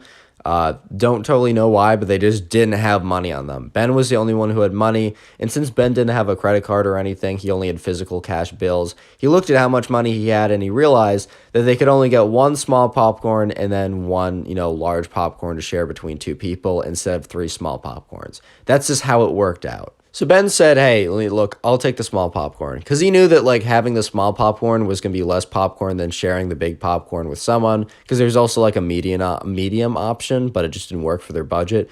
So, the subscriber was like, okay, yeah, like Caroline and I can share the large popcorn. This is where things get interesting. So they go to the movie theater, they sit down, and obviously Caroline and the subscriber sit next to each other because they have to, because they're sharing the popcorn, right? And, they sit down and the movie starts playing and, they're eating their popcorn. Do you know the classic movie scenes where it's like you meet hands in the popcorn? It's like, oh my God, so romantic, so cute. You know that like classic movie scene or cartoon scene, and like the hands can join in the popcorn. It's like, oh my God. Then they get married and have 6 children and worry about their Roth IRA and starting a college fund. You know how it goes. But anyways, right. So they're at the movie theater. They're watching the movie, and Ben, the subscriber, keep mixing them up. God, they can't. The subscriber and Ben's older sister Caroline. They're eating popcorn, but then Caroline, right, goes to grab his hand in the popcorn, and not like grab it, but like, just went for the hand, right?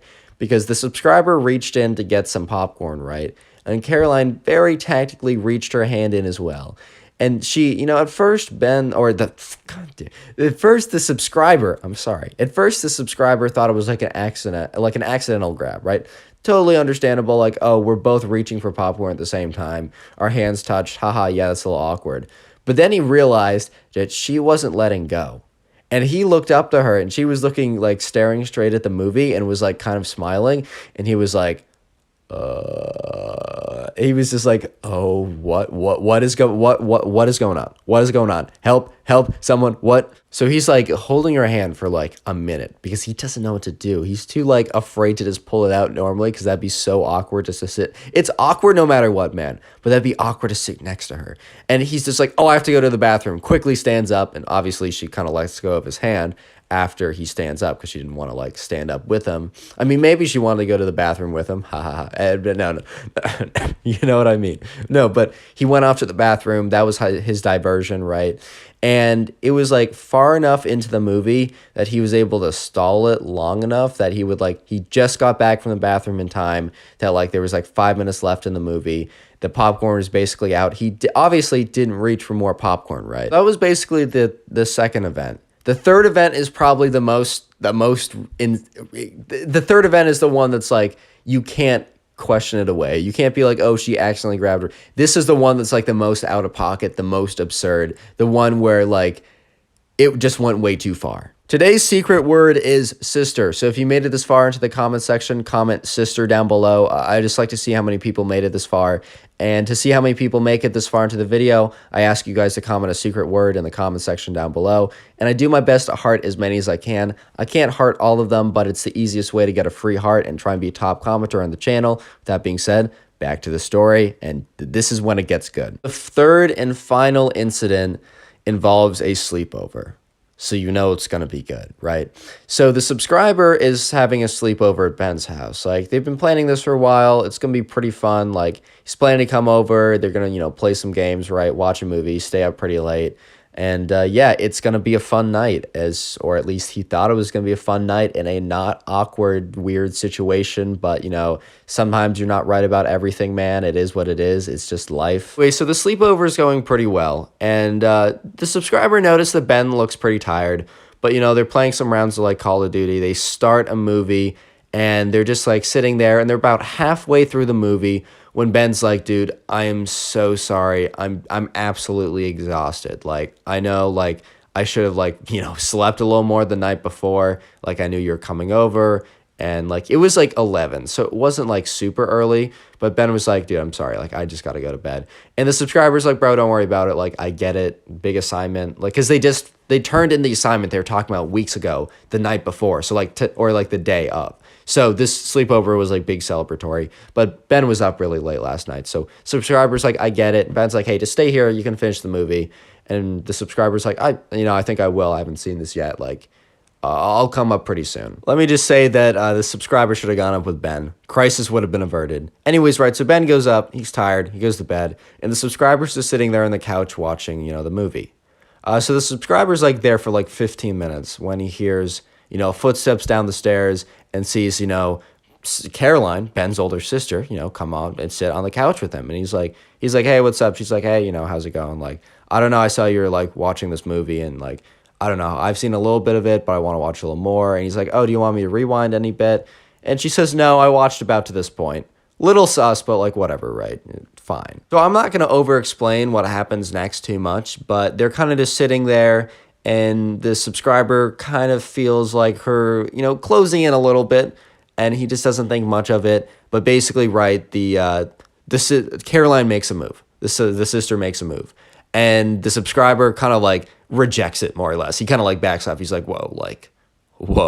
Because here's the thing, like Caroline, in his opinion, was a good-looking girl, right? He would have happily accepted all these moves if she wasn't his best friend's older sister, right? That's a huge like caveat, right? It's not like, oh, she is. And he just looks at her and he says, hey, like, it's not that I don't think you're attractive. I really do, but you're my best friend's older sister. And she kind of just looks at him and she's like, kind of gets all flustered and like runs upstairs. He's like,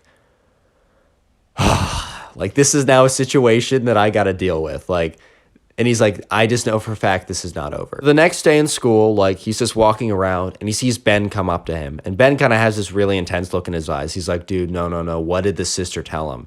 And at first he was just like, he was convinced that Ben was going to think that like the sister was lying and that, you know, the subscriber actually, you know, tried to get with the sister, not the other way around. And that he was going to like really have a stand on his friendship with his best friend. Ben comes up to him, is like, look.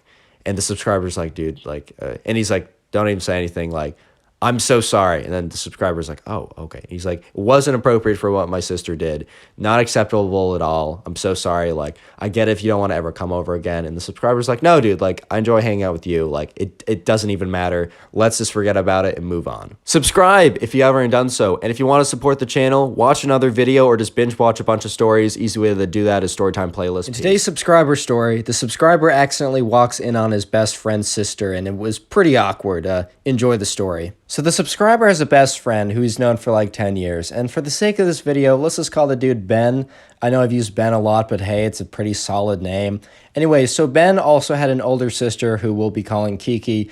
She's kind of irrelevant for like the first minute or two, but she becomes pretty integral to the story in just a second, as you guys will see. Final bit of important information is that Kiki, who is Ben's older sister, right? She had a boyfriend, and let's just call the boyfriend, let's call this guy Jack, right? So Jack and Kiki had been in a relationship for like probably like 2 years at this point. It was a long-term relationship. And so the subscriber was actually kind of friends with Jack, but it wasn't like super close friends because, you know, there's a bit of an age gap. And Jack was kind of just like a mentor figure. Like the subscriber would go to Jack when he had any questions about like school, relationship, life, etc. Anyways, right, so the day of the story, the subscriber is invited over to Ben's house for a sleepover. As you know, Ben and the subscriber are good friends. They're in the same grade. You know, they've been hanging out a lot more recently. And yeah, you know, he's coming over for a sleepover. They're probably going to watch a movie, you know, play some Xbox. It's like, have a really solid Friday night, man. Just like a really good Friday night. Like just something to look forward to. You have a long week, but if you have a good Friday night planned, you can get through a lot. That's all I'm saying. Anyways, right, so, you know, the actual day the sleepover happens, the subscriber goes over to Ben's house. I hope I've not been calling Ben Jack, by the way. Jack is the boyfriend of Ben's older sister. You know, sometimes juggling all these like fake names in my head gets complicated. Anyways, right, so, you know, the subscriber and Ben, they're watching a movie and they decide to go into the kitchen, have a little bit of a water break. Like, it was about halfway through the movie anyways. I think Ben wanted to get some snacks or something. The subscriber was kind of thirsty, so he's getting some water. So they're in the kitchen and, you know, the sister, Kiki, was there. And, you know, since, you know, the subscriber had been friends with Ben for a while, he had known kind of Kiki, right? She was down there and, you know, she was like, oh, hi, like, subscriber. Didn't say his name because I don't know it, and also I'm not going to leak it, right? But she was like, oh, hi there, like, I haven't seen you in so long, like, it's good to see you again, like, hope everything's going well. And at this point, I think Kiki was probably like, either in her first year of college, but I think more likely she's like a senior in high school.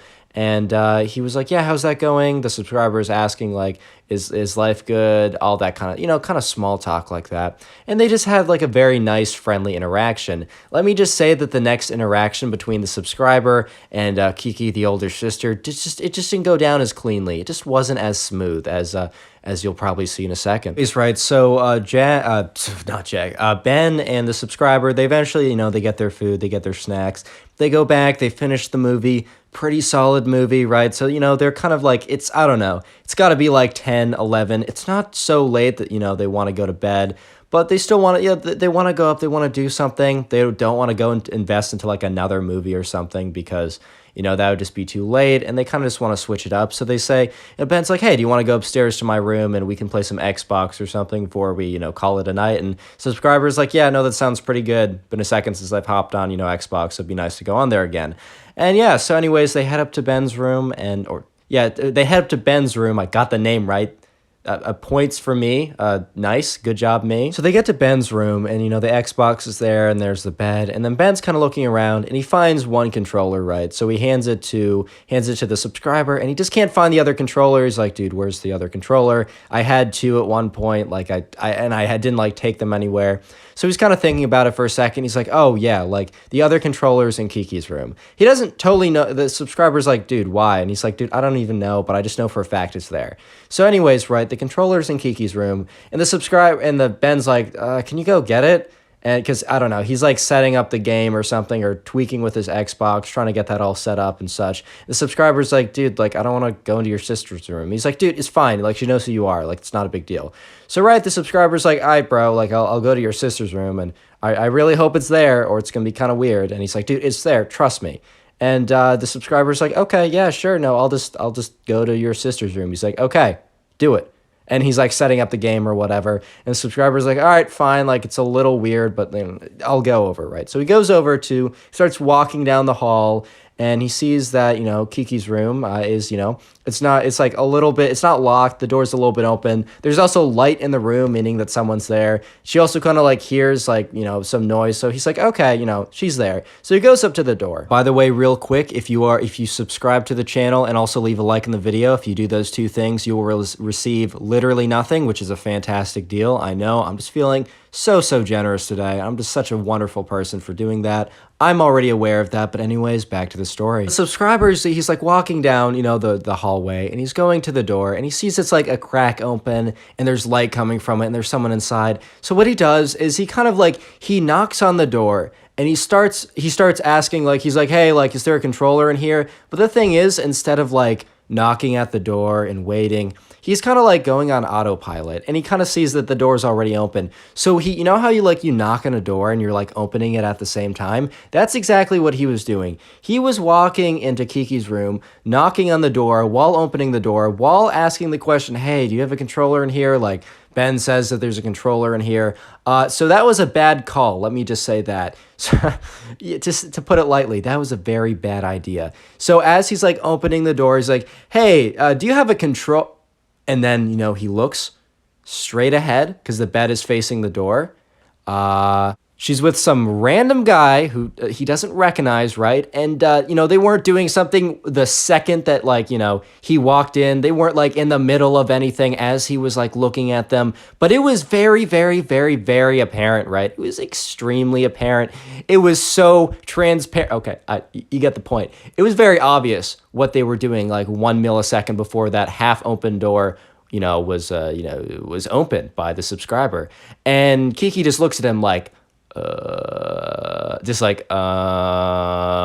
and the thing is, though, like, real quick, like, tangent, Kiki doesn't know that, the subscriber and her boyfriend at the time, who was definitely not the guy in the bed, were actually kind of close. She had no idea. So she, wasn't worried or anything. She wasn't, like, worried that, the subscriber would tell, Jack? Yeah, Jack's his name. But she was, like, mad that he walked in on her when she didn't want anyone walking in. So Kiki looks at him and says, why did you not knock? And, the subscriber starts to go like, I knocked. And then she's like, dude, get out of my room. And like very like aggressively. And the subscriber's like, yeah, of course. So he's walking back. And before he even like, it really like registers that she was cheating on her boyfriend, the first thing that just like occupies his brain is just like, dude, why me? Why me? Like, why couldn't Ben do this? Like, it would be so less awkward if it was Ben. It wouldn't be great if it was Ben, because Ben probably wouldn't even knock. He would just barge right in there. But at the same time, like, dude, I don't even know this girl. Like, at least Ben's he was just like so just like upset with the fact, like, how reality works. So he walks back to Ben's room, and Ben looks at him because he's got the game all set up. He's like, dude, where's the controller? And he's like, he looks at Ben, he's like, bro, I just walked in on her with some guy. Like, it's so, like, he's like, dude, just, I can't go back there. I honestly can't go back there. I'm sorry. I didn't get the controller. And as the subscriber's saying this, it's starting to, like, his brain's starting to realize, right? He's starting to comprehend the fact that it wasn't Jack in that bed. It wasn't Jack, right? It wasn't her boyfriend of over 2 years and also his mentor or whatever, the dude he looked up to. It was some random dude. And he was also very sure that at the time they were still, Jack and this girl, Kiki, were still in a relationship because he saw Jack a couple days before and he talked about it. And because the subscriber asked Jack for advice about like relationships, and Jack was going off about how great of a relationship he had. So yeah, it kind of sucked because he was sitting there realizing that, he had to do the right thing and break it to Jack. He had to. So then he kind of turns to Ben. He's like, and Ben's about to be like, fine, I'll go in there. He's like, dude, wait, hold up. And Ben's like, yeah, what's up? And he's like, bro, like, isn't she in a relationship with Jack? And Ben's like, yeah, they've been in a relationship for like 2 years. Was it not him? And the subscriber just looks at Ben with this face. And Ben's like face starts to drop a little bit. And he's like, it wasn't Jack? And the subscriber's like, no, dude, it was some random guy. And he's like, well, what if they were just studying or something? Like, what if it was like a project? And the subscriber looks at Ben like, dude, let me just say, like, I didn't necessarily see anything, but just the context. If you were there, you would have known for a fact that, it wasn't just like a little study sesh, a little harmless little study project group, whatever, right? It was some straight on, like, not that. That's about as far as I want to go. Oh, Ben, who's also like had a lot of conversations with Jack because, Jack's been dating his sister for 2 years at this point. And Ben also really liked Jack as this like a person, like dude to dude. He just really appreciated him because he was just a good guy. Like he just had everything in the right place, right? And Ben was like a little bit in disbelief. He's like, no, dude, like it probably was Jack, right? You just probably like left the room really quickly. Like you probably saw him from like a weird angle or something. And the subscriber's like, dude, no, I saw what I saw. And then, Ben's like, okay, well, so Ben goes up to his window and he looks outside and he looks at the car in the driveway because there's like his parents' cars or car or whatever. And then, he knew what Jack's car looked like. And he looked at the car in the driveway and sure enough, it was a car he just does not recognize at all. And he kind of just like turns back. He's like, maybe Jack just got a new car, right? Because he was really kind of like trying to like, he was trying not to believe the truth at this point. And the subscriber said, and kind of probably something that wasn't the smartest thing to say, he said, you can go look for himself because, Ben actually went to go look for himself. He didn't even, like, go in to ask for the controller. He literally just barged into the room and, the subscriber was just kind of, like, sitting in Ben's room. He hears, like, a door slam open, and then he hears kind of, like, screaming and yelling coming from Kiki, Ben's sister, and then Ben walking into his room with his, like, face kind of, like, flushed, and he's like, dude, yeah, that is definitely not Jack. Like 100%. Like, oh my God. Like, yeah, my sister is cheating on her boyfriend. Yeah. So the subscriber and Ben just like, they sit on the bed and they're just like, okay, bro, like, wow, like that sucks. And the subscriber looks at Ben. He's like, dude, I gotta tell him. And Ben's like, I don't want to get my sister in trouble. And then he's like, but Jack's such a good guy. He deserves to know. Like he honestly just deserves to know better. Like I love my sister, of course, because like she's my sister, but I don't want her hurting anyone like this. And, they had a pretty, like, it was not an open relationship. Like, they definitely knew that. And obviously, if it was, then, like, Jack wouldn't have cared. So why would it matter that he told him? Like, so the subscriber is like, yeah, I just got to tell him. So the subscriber whips out his phone and he, texts Jack. And he's like, dude, can we hang out tomorrow? And Jack's like, yeah, sure. Like, anything on your mind? He's like, yeah, this isn't going to be a great conversation. Like, just prep yourself. It's not going to be great. And Jack was probably thinking at the time, like, that, so the subscriber was going through something or he was having lady issues or something. Definitely not that his girlfriend was cheating on him, but whatever, right? So Jack is like, yeah, of course, bro. Like, I'll be there. And then he texts him as well. He said, do you mind if I bring Ben too? And the dude's like, yeah, of course. I love Ben. Like, Kiki's little brother. Like, of course he can come. And the subscriber's like, ooh. Kind of referred to you as Kiki's little brother. That's interesting. So about an hour passes, and they're just kind of like online. They're just kind of like browsing YouTube at this point because they don't have the other Xbox controller. They can't play Xbox, but they're also like, one, it's not late enough for them to go to bed, and two, they're pretty wired because of the whole thing. They just like a bunch of adrenaline, right? Because they just like they just walked in on something they shouldn't have, or at least Ben knew what he's walking into, but he had to like confirm or whatever. So they're just kind of like there, they're chilling, whatever, right? And then you hear a knock on the door about like an hour and a half later, and they're just like, is it like are like Ben's parents like want us to go to bed or something? Like it's not even that late at this point, man. And also they really don't care. But when Ben goes to answer the door, he opens it, and the subscriber sees that Kiki's at the door. He's like, oh, no. And the Kiki's like, hey, Ben, can I talk to you for a second? And the subscriber's just waiting in Ben's room, like kind of just waiting there, hearing kind of like a muffled conversation. And then he hears Ben say, yeah, no, 100%, I get it. Like, I get it. And he comes back in the room, and the subscriber's like, what was that? And Ben says, hey, my sister told me that under no circumstances can I tell Jack. And the subscriber's like, dude, Jack needs to know. And he says, yeah, I 100% agree. She didn't say anything about you. So, I will not be able to join you tomorrow. and he cannot. He's just gotta like when he breaks up with her, because he definitely is gonna break up with her. He's got to know that it was you who said it, not me, because I will be destroyed and I live with her and she will make my life a living hell, basically. But you don't live with her, so you're telling him, not me. So yeah, the subscriber had to do it alone. He understands why Ben couldn't. And honestly, as long as someone was telling Jack, that didn't really matter, you know? So, you know, the next day rolls around and Jack comes over to the subscriber's house. He's like, what's up, bro? Like, how's life been? And the subscriber, like, right away just kind of like gets into it. He's like, dude, look, this isn't gonna be a really fun conversation and I'm really sorry. And Jack's like, okay. He's like, I was at Ben's house and his sister Kiki, yes, your girlfriend. He's like, yeah, Kiki. He's like, no, don't start that. It's not gonna be good. He says, yeah, sorry, bro. Like, I was at Ben's house and I happened to walk into Kiki's room and I'm sorry, but she was cheating on you with another guy. And Jack's face just goes from like to like, what?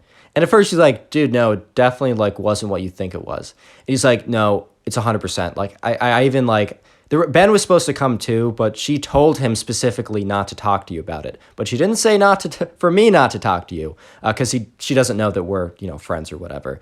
And he's like, if I ask Ben, will he confirm? And the subscriber's like, yeah, Jack, I'm sorry. If you ask Ben, he saw it too, and he's also going to tell you that Kiki said not to talk to him or not to talk to you. So I'm sorry, like I wouldn't make this up. And he's like, I got to break up with her. He's like, dude, it was a very strict relationship. Like we both made an oath not to cheat on each other. This was in no way an open relationship. And subscribers like, yeah, Jack, I'm so sorry. And he's like, no, little bro, stay around. I want to show you how it's done. Like take this as a life lesson if you're ever in this situation. So Jack is just like, or the subscriber's just like, oh, it's about to go down, boys. It's about to go down. So, you know, Jack, you know, rings her up and he says, hey, the subscriber, and says his name, right, was at Ben's house and he says that you were cheating on me. And there's just like silence on the phone. And he said, also, apparently you told Ben not to talk to me. And the subscriber's like, dude, don't get Ben in trouble. Don't get Ben in trouble, right? But it doesn't matter, right? He was already going off. He's like, yeah, and I just by the way, I thought it was pretty clear that cheating was not a thing that we thought was okay. I guess I wasn't clear about that. Like, he was kind of being, like, a little sarcastic about it. But understandably so, man. Like, he's allowed to be salty. He just got cheated on in a 2-year-long relationship. Like, oh, my God. Like, okay, right? He was taking it pretty well. And he's like, hey, I don't like doing this over the phone, but I thought I had to do this as soon as possible. And yeah, we're breaking up. And he just shuts it off. He was like, normally it's better to break up with someone in person, but I just want to get it done with as soon as possible. And the subscriber's like, oh, wow, man, like, are you okay? And he's like, yeah, like, it is what it is. Life is life. Like, I'll be sad for a while, but you just keep pushing. And the subscriber's like, this is why I like this guy. This is why I like this guy. Well, the story is, yeah, don't cheat. Subscribe if you haven't already, then watch another story video. In today's story, the subscriber meets the creepiest sister on the entire planet. Enjoy the story. So the subscriber sent in this story. His name's, let's call him Tommy, right? Tommy's a good kid. He's a good guy, right? And, you know, Tommy has recently met this new guy. And this new guy, let's call this guy Sam. So Tommy's the subscriber and Sam's Tommy's new friend. And Sam's really cool, man. Like, Tommy and Sam actually have a lot in common. And he's just like one of those guys, Sam's just like one of those guys who's like always been around. He's always gone to school with Tommy, but they just never hung out. And for some reason, right, maybe they had a project together. For some reason, I don't even know. They're kind of exposed to each other. And they found out that they actually had so much in common and really like, they really mess with each other, man. Like, it was like one of those friendships that, you know, the person was there the whole time. You just didn't even know. So Tommy and Sam, they start chilling at school a lot, right? They're hanging out a lot. And then, you know, one day, you know, Sam's like, hey, dude, like, do you want to come over to my house? Like, we can play some Xbox, like, just kind of chill there, maybe in a more relaxed environment. And, you know, the thing is, like, Tommy's like, yeah, of course. Like, that sounds great. Like, I'd love that, bro. Like, of course. You know, and Tommy's pretty excited, man. Like, at the end of the week, he was going to go over to his friend's house. He's just going to chill, play some Xbox, just have a really good time. Like, it was going to be a good ending to the week. Definitely not going to have any super psycho, stalker, weirdo, creepy sisters. Nope, definitely not. That's definitely not the title of this video. Definitely not a massive spoiler spoiler to what's about to happen, because Tommy definitely didn't have any super weird sisters that would do weird stalker. You get the point. Anyways, right, so, skip to the whole, like, the hangout day, right? So, Tommy comes over to Sam's house, and Sam's like, what's up, bro? Like, welcome to the crib, whatever, right? So, it's a Saturday. It's a good day, right? They're just chilling. And, they flip on some Xbox games. I don't know exactly what they're playing, but they're having a pretty good time, right? They're doing their thing. They're having a good time.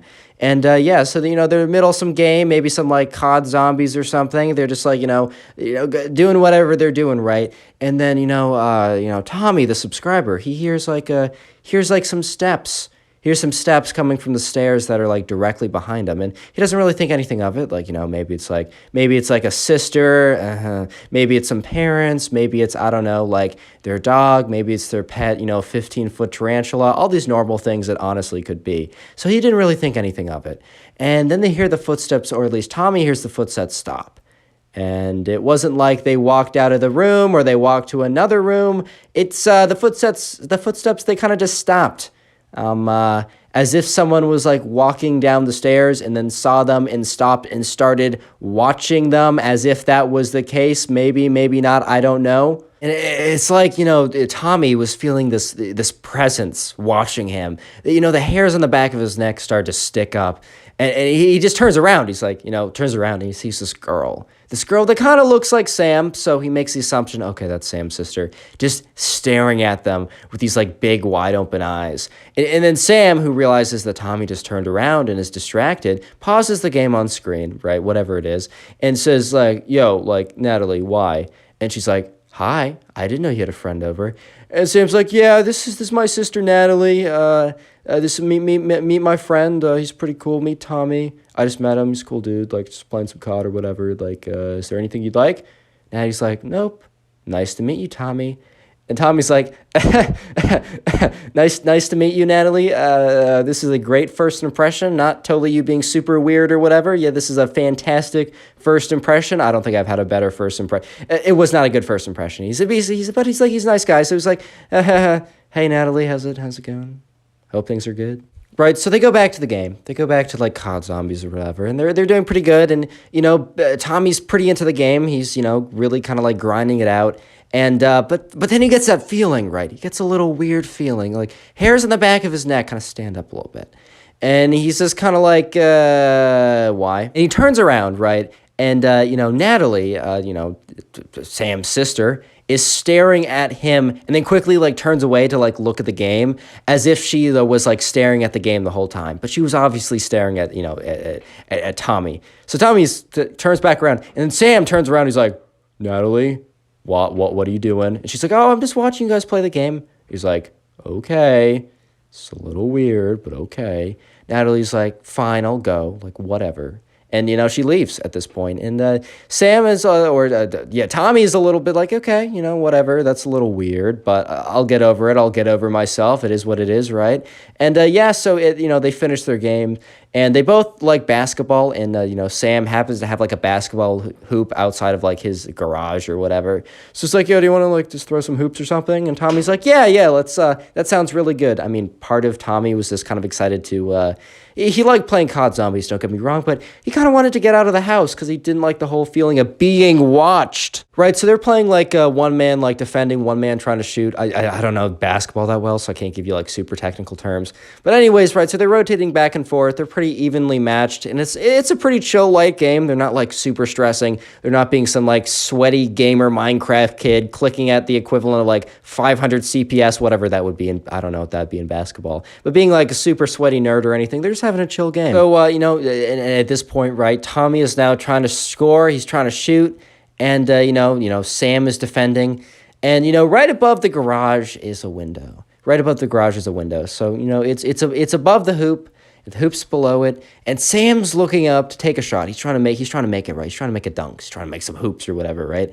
And he looks up into the window, like he just naturally, his eyes flash up there, and he locks eye contact with Natalie, who's staring right at him. And he kind of fumbles and kind of like completely misses the ball. And Sam's like, bro, you good? And he notices that like Tommy has been looking at the window a little bit. He's looking at a weird direction. So Sam comes over, turns around, looks up and sees Natalie up there, and he kind of like screams like, Natalie, what? Like, what are you doing? You're being so weird. And Natalie like quickly runs away from the window. And Sam's like, dude, I'm so sorry. My sister's a little weird, but this is like excessive. I'm so sorry. Speaking of windows, the secret word of the day is window. So if you made it this far into the video, I'd like you to go down, comment window down below. I'm going to be trying to heart as many of those as I can, but I'm going to be honest, like hearting comments has been difficult because there's just been so many comments, which honestly I'm super grateful for. Thank you for all the support on the recent videos with the likes and all that good stuff, right? So I will do my best to heart as many as I can, but I'm actually going out for the next couple days. I'm going to have a good New Year's with some friends, but that means I'm making like 6 videos in one night, which is going to be bit of a lot, got a little stressful, but it's fun. And that also means I won't be able to heart as many comments, so I'll do my best. Anyways, back to the story. Anyways, right, so Tommy's just like, okay, Sam, like, no worries, bro. Like, it's still cool. I'm having a good time. Yeah, it's a little weird, like, that your sister is unironically stalking me, but, you know, that's cool. Like, it is what it is. Like, you're a cool dude. I'm having a good time. And Tommy's like, okay, I feel weird for you, bro. Like, I just feel weird for you. Let's go inside. Let's just, like, I don't know, let's, like, throw on some YouTube or something. Maybe watch a movie. I don't really know. Let's just go inside. So they go inside, right? And they're in the kitchen. He's like, yo, do you want anything? And Sam's kind of Tommy's a little thirsty, man. And he's like, actually, yes, Sam, I could do with a glass of water if that's cool. And Sam's like, yeah, no, of course that's cool, bro. Don't worry about it. So he gets him a glass of water. And, you know, and Tommy's just kind of like sipping away on it. And then, you know, Sam's like, hey, if you don't mind, I'm going to go set up like the TV. It's upstairs. It just takes a second. It's kind of annoying, right? So just, I'll be back, like, or when you're done, come up. It's just up the stairs to your left. Like, I'm going to be setting it up. Just come up when you're done with the water. No rush at all. So yeah, so Sam leaves them, and Tommy's just kind of chilling in the kitchen, looking around. It's a pretty nice kitchen, apparently. There's like, you know, a little like marble tabletop. The cupboards are nice. They're just freshly painted or something. Maybe they're wooden. I'm trying to envision a nice kitchen, right? And he's just chilling, enjoying his water. You know, the refreshing fluids that we all depend on to live, enjoying it, gulping down, you get the point. And until he is rudely disturbed, so Natalie walks into the kitchen. She's like, hi. And Tommy's like, hello. And she's like, I have some questions for you. And at this point, Tommy's like, okay. That sounds fine, I guess, right? And Natalie's like, where do you live? Just an epic entry question. Here's the thing. It's totally normal to be like, yo, like, where are you from, right? She doesn't phrase that. She's like, where do you live? Like, what is your address? Where is your location of residence? Can you give me the P.O. box as well? Like, oh my God, chill out. Oh my God. And he's like, I don't live too far from here. Doesn't say exactly where. And she's like, interesting. What is your date of birth? Instead of like, what is your birth? Like, just like, oh, how old are you, right? Like, oh, like, what grade are you in, bro? Like, how old are you? Just normal things you'd ask. She's like, when is your date of birth? What is your mother's maiden? She doesn't ask for mother's maiden name. She's not actually like a super genius criminal, cyber hacker, whatever, who's going to steal his like bank account and buy a Ferrari. No, she's just very interested in the man and is wording her questions a little weird. The guy, the poor Tommy, right? He's weirded out. I mean, this girl's had a history of past behavior that makes her a little strange, to say the least. Anyways, right? He says it. He says, I was born, given birthday, right? And she's like, interesting. And then she says, do you have a girlfriend right now? And he's like, because at this point, he's like, okay, this girl is either into me or she's like about to kidnap me and my family. I'm not 100% sure. But if she is more likely into me than not, right? Maybe I should say yes and she'll stop. Or maybe she'll like hunt me down even farther because like apparently like girls like it when you play hard to get. Before Tommy can even open his mouth to give an answer, which to be honest, he was probably going to stutter because he wasn't even sure what he's going to answer to that question because, oh my God, it's layered, right? Sam walks in and he's like, Nat, because that's like the nickname or whatever for Natalie. Nat, bro, why, sis? Like, what? Like, I heard you, like, I just walked in on you asking these weird questions. Why are you being so weird today, dude? And Natalie's like, I'm not being weird. I'm just asking your friend Tommy some questions. And he's like, no, that's weird. The question was weird. You were looking at him or looking at us. I don't know. That was weird. Today, earlier, when we were playing games, she said, I was just watching you guys play games. And then he's like, okay, but then what about a basketball? And she's like, I was just watching you guys play basketball. When you looked up, I didn't want you guys to feel weird, so I went away. And I'm just asking your friend some questions. He's like, nope, this is weird. Natalie, this is weird. I just want to have some time with my friend. Like, can you go? And she's like, okay, that's fine. And she walks away. At this point, like, Tommy was feeling a little weird, but he was also kind of paying attention. He heard what she said, and he's like, you know what? Maybe, right? Maybe she's telling the truth. Maybe she's just a curious person. Maybe she was actually interested in the game. Maybe she wasn't actually staring at me the whole time, even though I caught her staring at me both times, and then she looked away to pretend like she wasn't staring at me, and then asked me all these very odd and specific questions. No, it's just a coincidence. She must just be, she must be normal, dude. Anyways, right, so yeah, Natalie eventually leaves. Tommy and Sam, They go and watch like a movie. It's a chill show. I don't even know. Maybe they, yeah, you know what? They were watching some regular show. I have no idea what they were watching, but that's a bomb show. And honestly, anyone who does gets my respect. If you watch regular show, plus 10 Connor social credit points or whatever. Anyways, right? So they're done with their day, and Sam's like, Tommy's like, thank you, Sam, bro, for having me over. Like, maybe you can come over to my house. He's like, dude, I'm so sorry about my sister. And Tommy's like, dude, it really is nothing. Like, she was probably just curious. Like, it's really no big deal. He's like, thanks, bro. Like, love to have you over again. And so Tommy was walking back home. He was just thinking about the good time he had. He wasn't even thinking about, the sister who was being a little weird. He wasn't even thinking about Natalie for a second, right? And then he gets a notification on his phone. He looks down, and it's from a number that's not his contacts. And it says, hi. And then after that, he gets another text like 30 seconds later. And there's a text saying, hey, is this Tommy? And Tommy's like, this is a little weird, right? He doesn't think too much of it, but he's like, who's this? And then, he sees the 3 bubbles pop up, and then they go away. And then the 3 bubbles pop up, a.k.a. the person is typing. I kind of gave it away. Shoot. The magical person who we don't know, is typing, right? And then after like 2 minutes, he gets a notification because now he's walking. And he's walking for like a couple minutes. He checks his phone, and like 2 minutes ago, he got a text message saying, not saying, with a winky face, and he's like, red flag, red flag, red flag. Anyways, so he's just like weirded out. And then he gets another text message saying, like, hey, cutie, do you have a girlfriend? And it was like, he was like, no shot. No shot, this is Natalie. And he doesn't send a text saying, is this Natalie? Because she'd be like, whoever this is, you guys don't know. I definitely didn't spoil it a second ago because I'm an idiot. Whoever's texting, probably if it was Natalie, if it was, right, wouldn't want to spoil it, wouldn't want to give it away. So what he does is he copies the number, he takes a screenshot, and he sends it to, Sam. He's like, yo, is this your sister's number?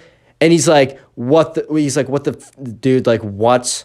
Like, yes, that's my sister's number. I have it saved. I just checked. Why is she being so weird? I'm going to go talk to her right now. And then he gets a text, and it's like from Sam, and it reads, she claims she has no idea what I'm talking about, but dude, that's her number. I'm so sorry. I don't know why she's being weird. Like, she says it's not her, but it's definitely her, dude. I'm so sorry, right?